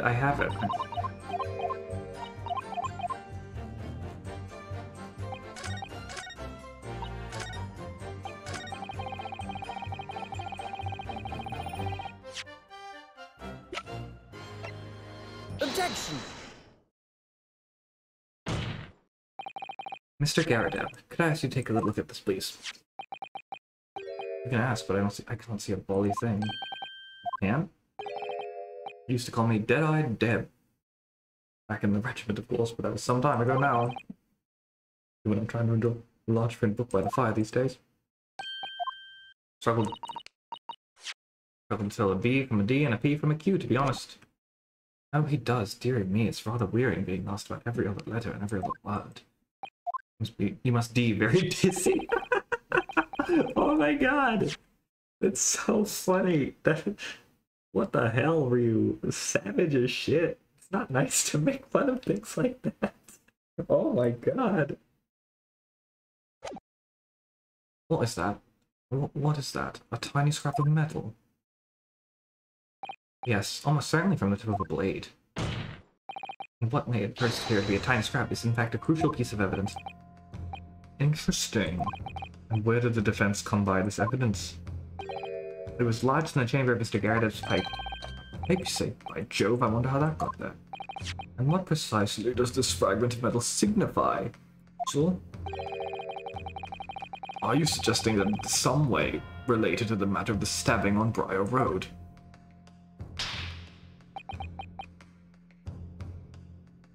I am. What? When put together with another piece of evidence from the already in the court record, I believe it's found incredibly.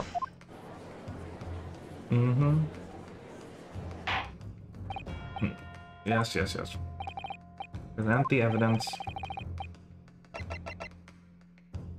Take that!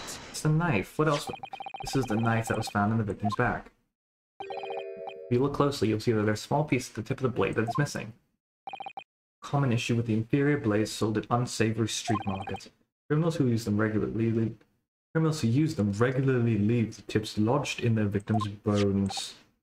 And what of this particular knife? No doubt, its tip has suffered a similar fate, now languishing somewhere near the spine of the victim. No, that's not the case.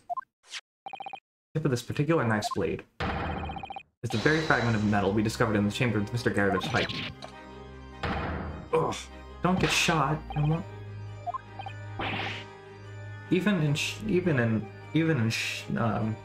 pain, he's just so attractive. Every new sprite is attractive. It's those eyes.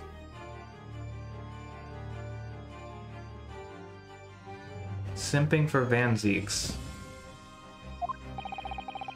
The knife from the crime scene and this fragment of metal are a perfect match. Good golly gosh. I think the idea is he just got, like, shot, or, like, that's what he's going for. Order, is this some sort of Eastern sorcery? This is no magic, my lord. This is a miracle. A miracle? So Van Zeeks has figured it out, has he? Counsel, explain this extraordinary coincidence at once. Yes, my lord. The question we have to ask ourselves is, when did the fragment of metal find its way into Mr. Garrett's pipe? Something that was clarified for us in the most recent witness testimony. Yeah.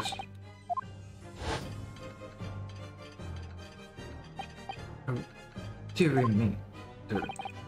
During the argument between these two that occurred just as the victim was on the pavement below, Mrs. Garrett had flung this knife at her husband.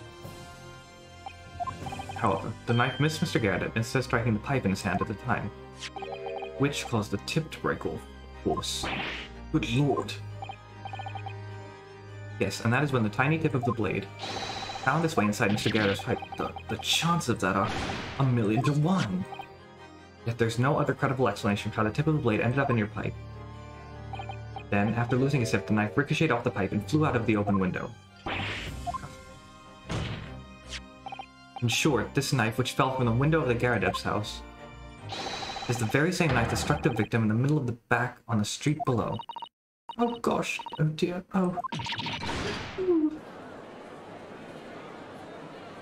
Objection!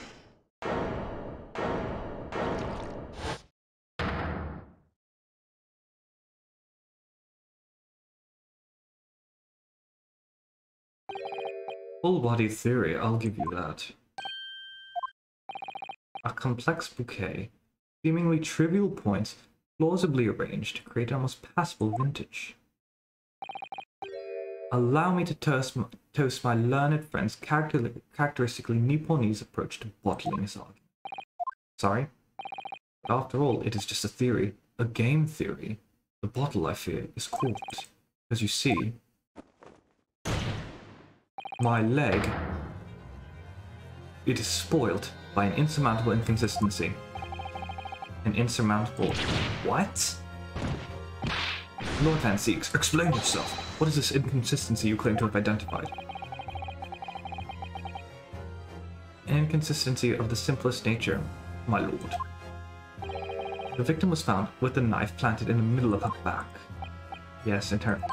Ah! That's right. You silly little man. Now, Joan, old thing, why are you getting so excited about it?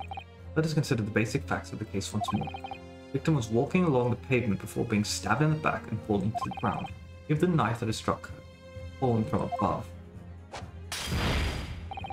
There's no possible way it could have planted itself into the victim's... That's what I've been saying. That is my one sticking point for this. No pun intended, for this entire thing.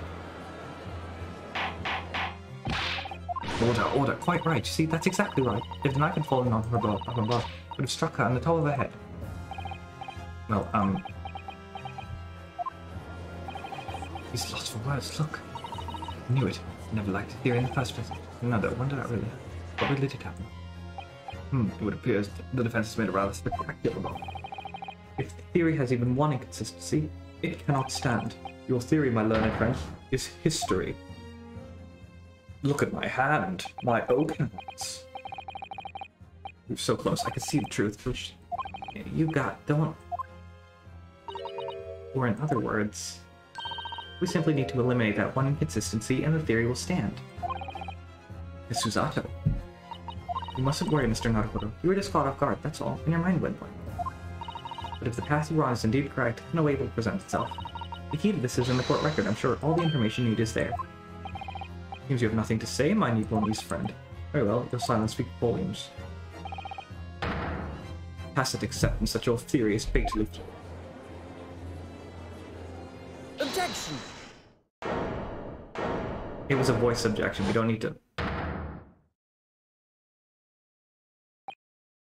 As many knows we're on track, means that I need to sharpen my mind and dig deeper for the truth. The logic dive? Yes. If the knife fell on the victim from above, there's no way it could hit her in the middle of her back. Under normal circumstances, that is. What are you implying? There's a piece of evidence in the court record that can explain this inconsistency. I can explain how the knife from above could have pierced the victim's back. We already have the answer. Goodness! What a madness. Surely this must be the last time. Counsel, present the evidence of which you speak. I was thinking, like, yeah, that's not a very convincing objection, but it's left. Okay, let's see what it is.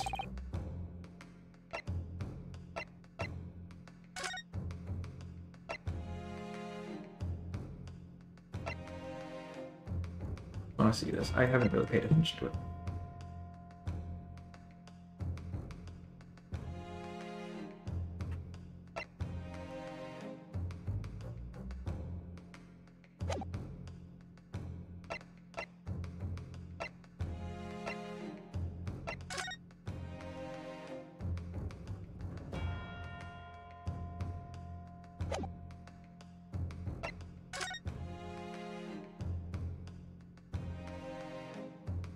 Did she slip on ice?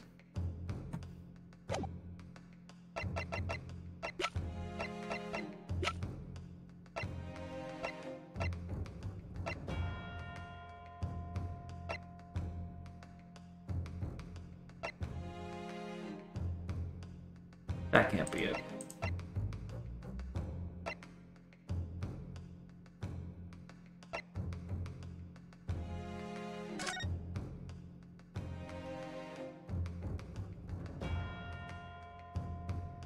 I don't know what else it could be. Take that! It's fine.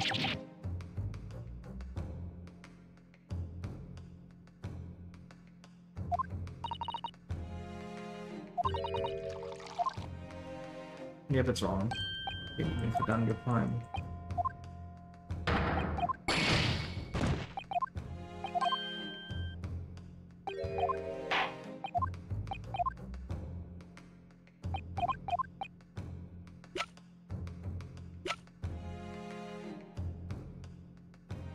Oh.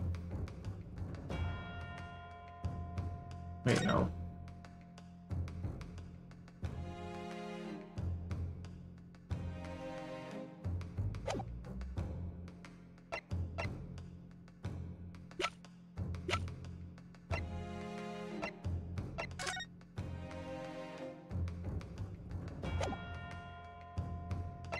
It's my armband.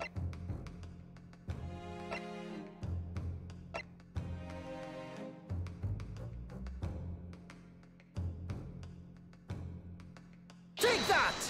Oh, it was the other photograph. This, the fourth book found at the scene. This is the final piece of evidence the defense will present. The burnt book. That not Mr. Garredub's book. Yes, and to understand its significance, we have to consider how it came to be at the scene in the first place. This photographic print clearly shows the book in question, and the victim holding it in her hand. But as we all now know, it was the police constable that put the book between her fingers like that.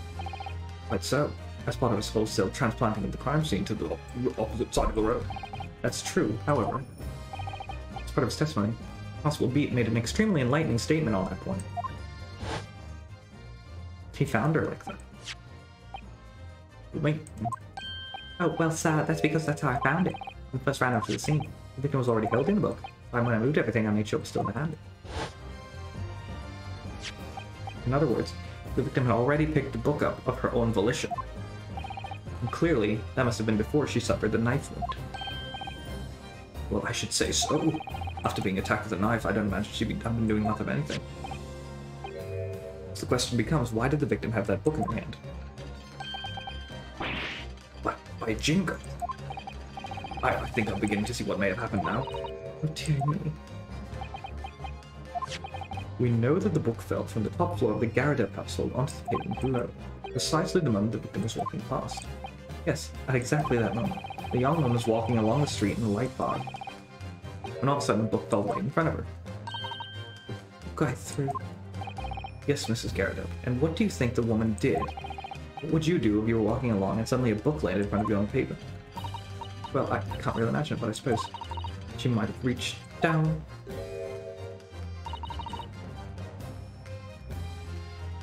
This poor woman. The victim. Yes, that is exactly what the woman in fact did. She picked up the book. Oh heavens! And when the woman reached down to pick the fallen book up, what position would her back have been?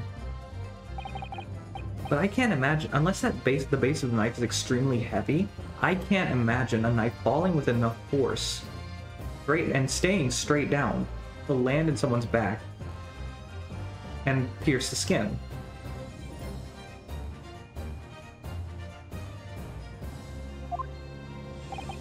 Then, in the very next moment, while the woman is still bent over picking up the book, I can't believe that. I mean, like, it's crazy. If the base of the knife is extremely heavy, it's a big knife, so it's possible. The next object fell from above, the back knife straight in the middle of her back. And at the same time, walking by chance directly behind the screen, was the defendant, Mr. Soseki Natsume.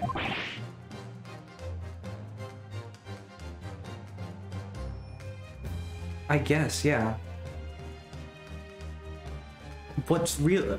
Sure, but like you have to consider something. That knife, if a knife ricocheted off of the pipe and fell out the window, it would probably be spinning.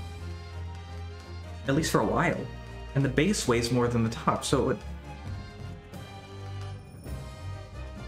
it would probably, unless it was perfectly even, it would continue spinning. And the area that...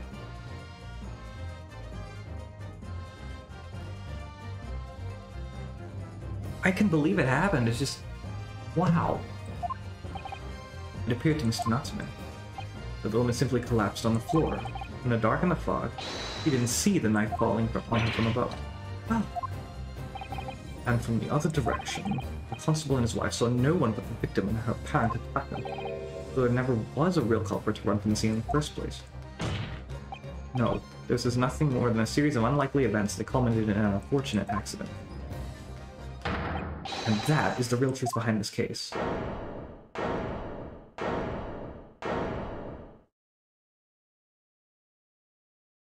Well, Mr. and Mrs. Garredub?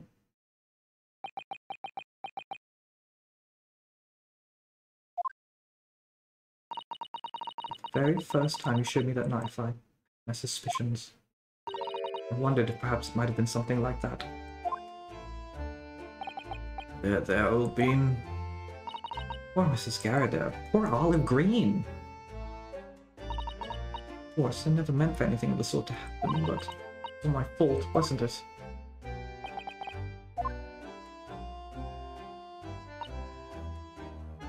I take full responsibility. I let my anger get the better of me. I threw that book. Yeah, poor everyone indeed. And I threw the knife as well.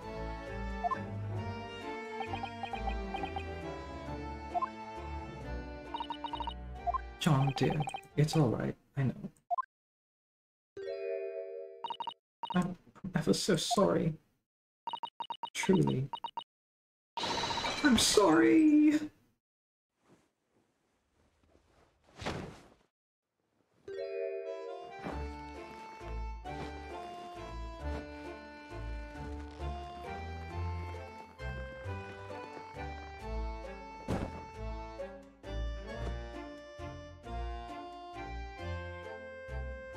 Yeah, wow. Everything in this game is so tragic. Literally everything.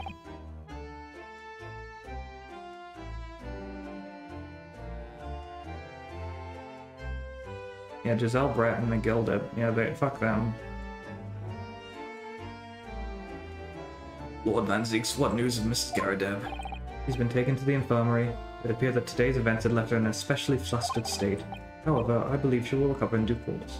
There is no cause for concern. Yes, unbeknownst to themselves, they caused what could have easily been a terrible tragedy. They shall have to prepare themselves for the consequences of their actions. There is some good news, however, my lord. I've just had word from the hospital where the victim is being treated. Her condition is improving steadily, and the doctor believes she will gain consciousness soon. That's great news. Oh my god. It's strange, we've been talking about the victim all this time, but we've never once met her. Oh, wonderful. The woman is out of danger, it seems. Yes, that is, until she dies in case 5, I'm telling you what. Yes, that is good news.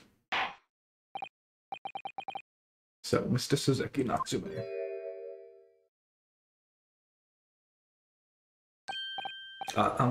Yes. On behalf of my fellow countrymen, I would like to take this opportunity to beg your pardon, sir. You came from your distant eastern homeland to study our great British culture, and have been repaid with immeasurable unkindness. Please accept our heartfelt apologies.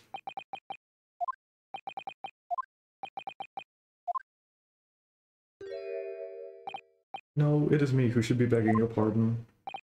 Oh no, Mr. Natsume. That evening, when the young woman collapsed on the pavement before my eyes, I jumped to the wrong conclusion again in my confusion. What conclusion, sir? I was sure that the woman was dead. Yes, Constable Beat said the same thing, didn't he? He thought she'd been killed too. But she must have looked completely lifeless. It's been about a year since I arrived in Great Britain now, but I still can't get used to life here. I can't relax. I'm sure there are evil spirits lurking in the fog, like they're haunting me. Osozeki-san, his imagination has really got the better of him. Yes, poor man. So when it happened, I thought the young woman had been taken by the fog spirits. I should never have dropped my books like that and run away. I should have called for help, for a doctor, for the police. Instead, I've managed to create a rift in the relationship of trust between our two empires. And for that, I am truly sorry. You have nothing to apologize for. What a great guy. One could indeed say that some sort of mischievous spirit had been at work here, I think. One that created a chain of unfortunate mishaps. A series of unfortunate events, if you will.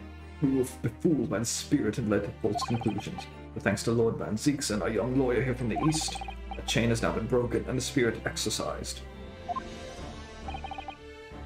So is this judge the recorder of the Bailey? Is he like the chief judge of the Bailey? Because there should be other judges here.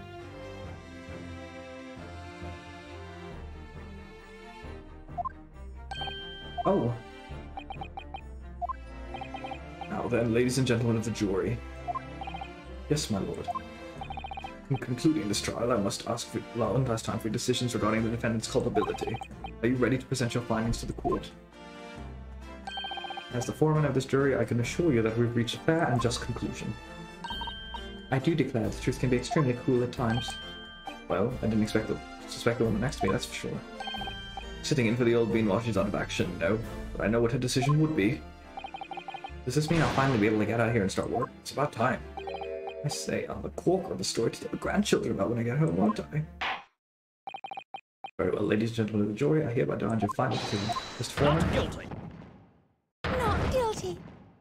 Not guilty. Not guilty. Oh god, what a mess. Guilty. Not guilty.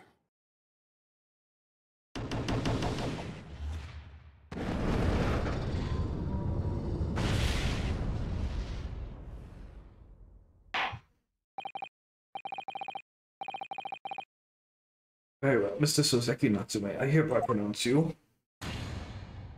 Yay. Even in the old days they had confetti, look at that. And fireworks too. I wonder why that went away. And finally, Mr. Natsume. Oh, yes, Lord, sir. You are now a free man once more. Eat confetti, old boy. It is my hope that you will continue to further your education in British culture, and may you never again be brought before me. Oh, yes, sir, of course. On my life. I swear I'll never set foot in a courtroom again. Transported 2 tears. Thank you, counsels. Court is adjourned. Oh my god. Oof. That one did a number.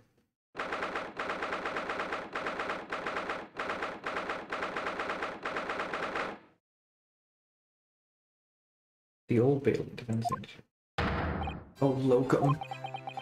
Ecum bocum locum.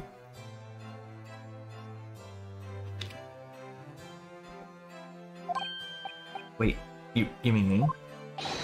Of course! Is there another locum here? Is there even one?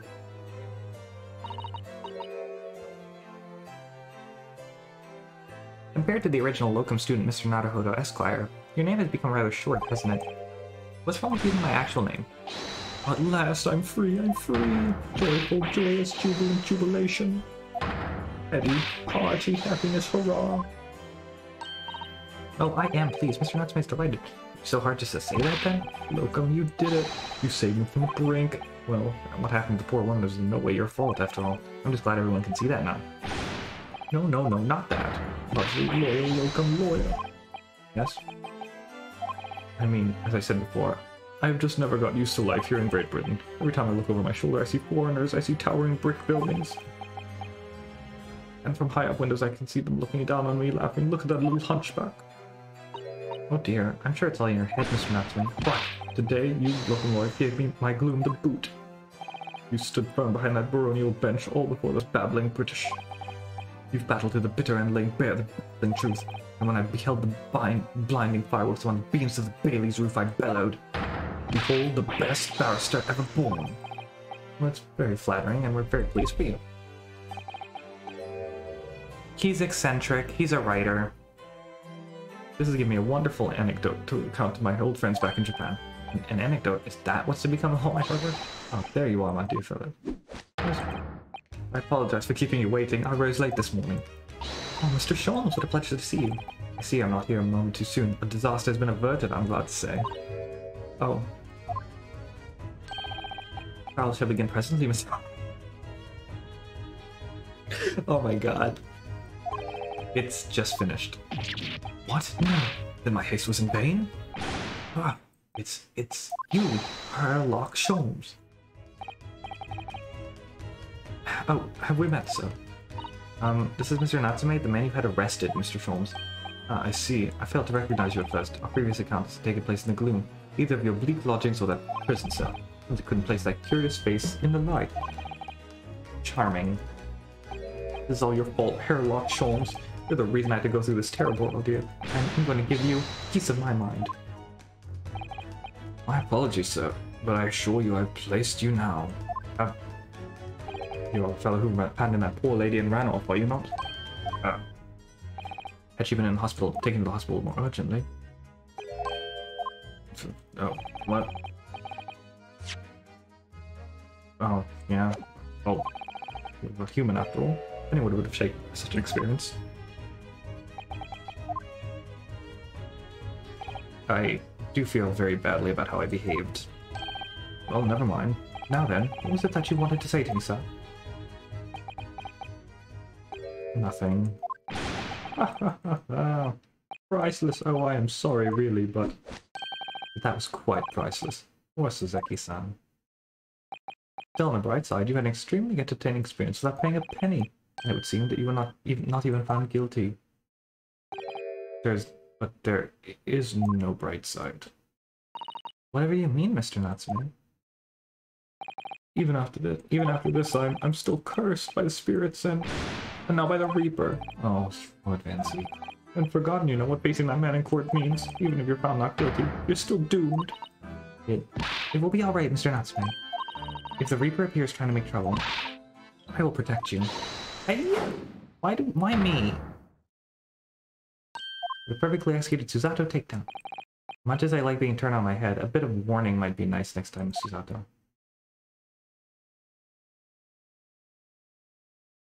God, what a motley crew. So, Mr. Natsume, what do you intend to do now?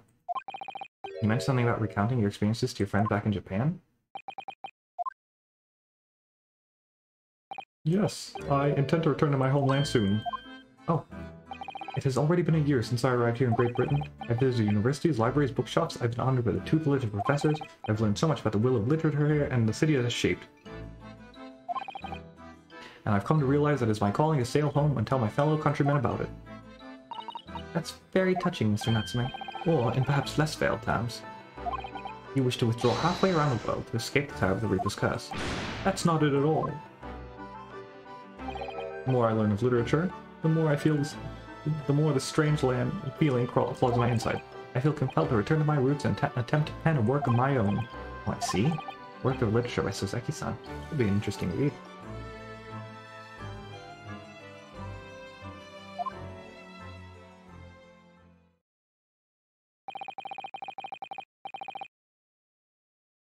What about Mrs. Susato and yourself, Mr. Naruto? Sorry, what about us? Will you return to Japan alongside your mustached compatriot? Why would we? A week has not yet passed since we arrived in London. And only now does it feel as though we've finally found our feet. And you are accommodated in a hotel at present, are you not? Right, but we need to find lodgings before it bankrupts us. Luckily, we can fully afford another 10 nights before our entire budget is exhausted. Well then, you could take my lodgings. Oh, the windowless room? Ah, but it lacks in windows. It makes up the floor, ceiling, and walls. Great.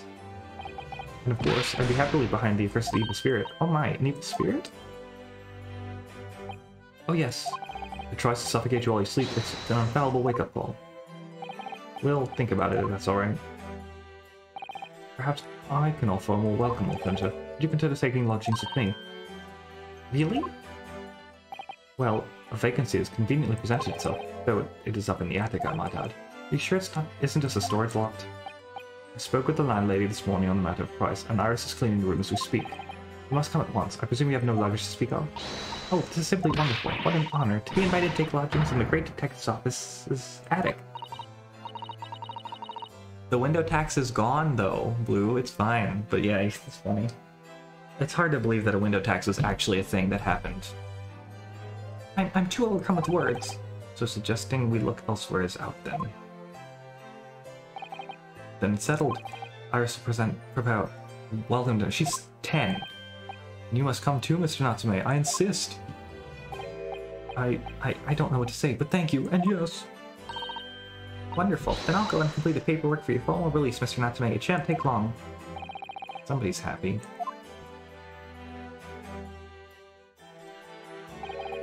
Locum. Locum, I knew you wouldn't let me down. I'm truly delighted to have met you here in London. Likewise, Mr. Natsume. It has been a privilege meeting you too. It's a shame that we're gonna have to say goodbye so soon. Well, I've come to realize that I belong in Japan. But Locum, we'll meet again one day. Yes, I'm sure. And hopefully by then I'll be a successful lawyer.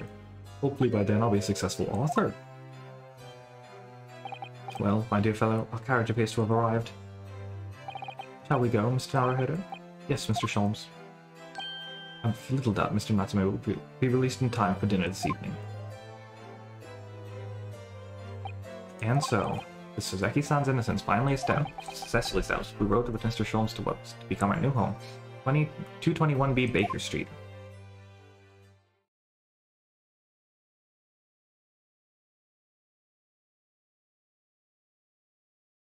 Oh, this is nice. The attic room.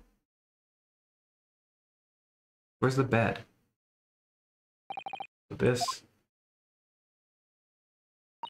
is to be our new office. Yes, our office? Rather like the sound of that. Me too. Simply wonderful, isn't it? You can see this, Kazuma. It's only a small step, but I'd like to think we're getting a little closer to your dream now. So, my dear fellows, do you like the place?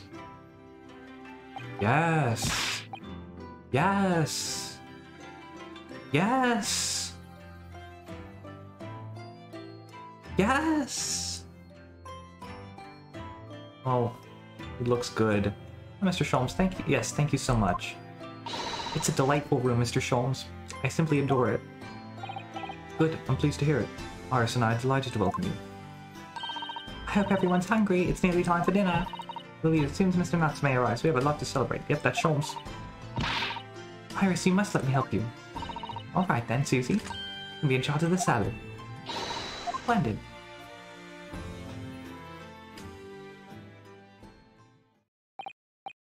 So, Mr. Naruto, how does it feel? Have your own office in the capital. Very exciting, actually. Can't help wondering what adventures await us. Those were precisely my sentiments when I first established my office at these premises. Until I discovered the dark truth about the city of London, that is. Right?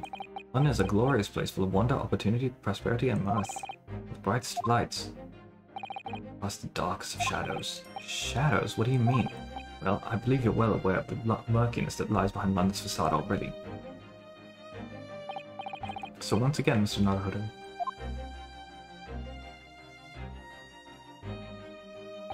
Welcome to London!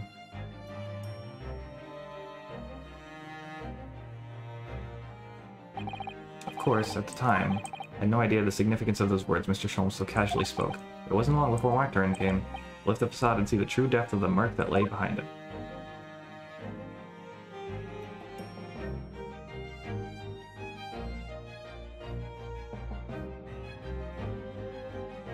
I cannot believe that we managed to get that done in one stream. I guarantee you the next case will take 2 streams. There's just no...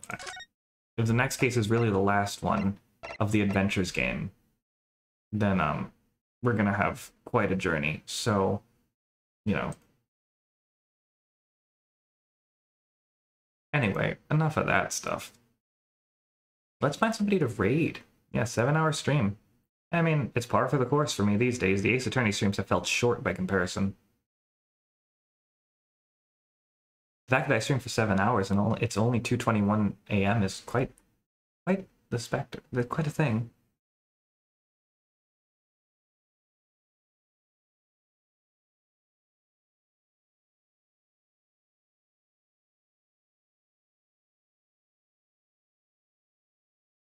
All right.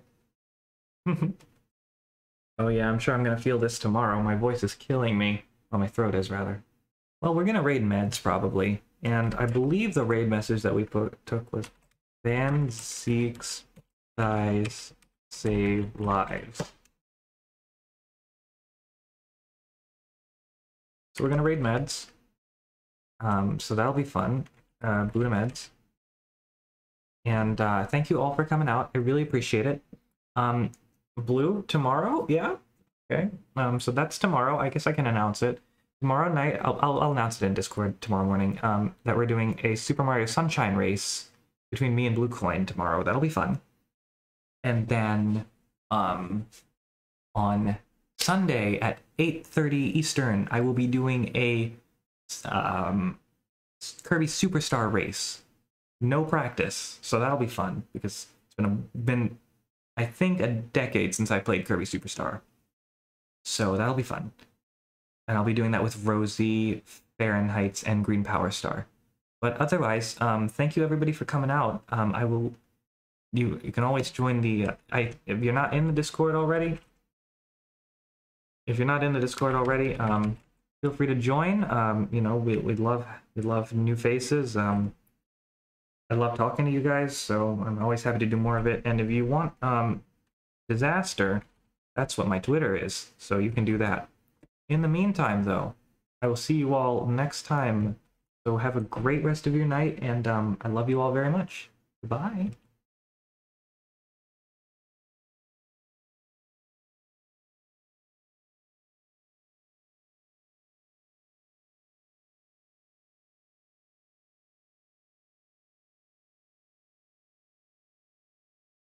Waiting for the ad to appear and disappear.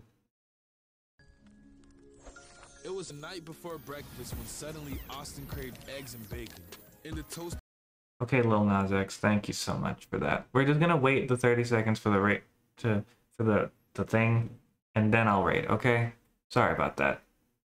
Remember that the raid message is Van Zeke's thighs save lives. So I will catch y'all on the flip. Have a great night. Goodbye, my horsies. 3000 is like, do you not see the thwomp he gets on? He just goes so far and starts clipping out of the world. Yes! That's my favorite part of it. Because I think like the total is supposed to be like 160. So anything beyond that is fucking exceeding expectations. Also, Twi! Yo, Twi, what's up? You know what they say. Well,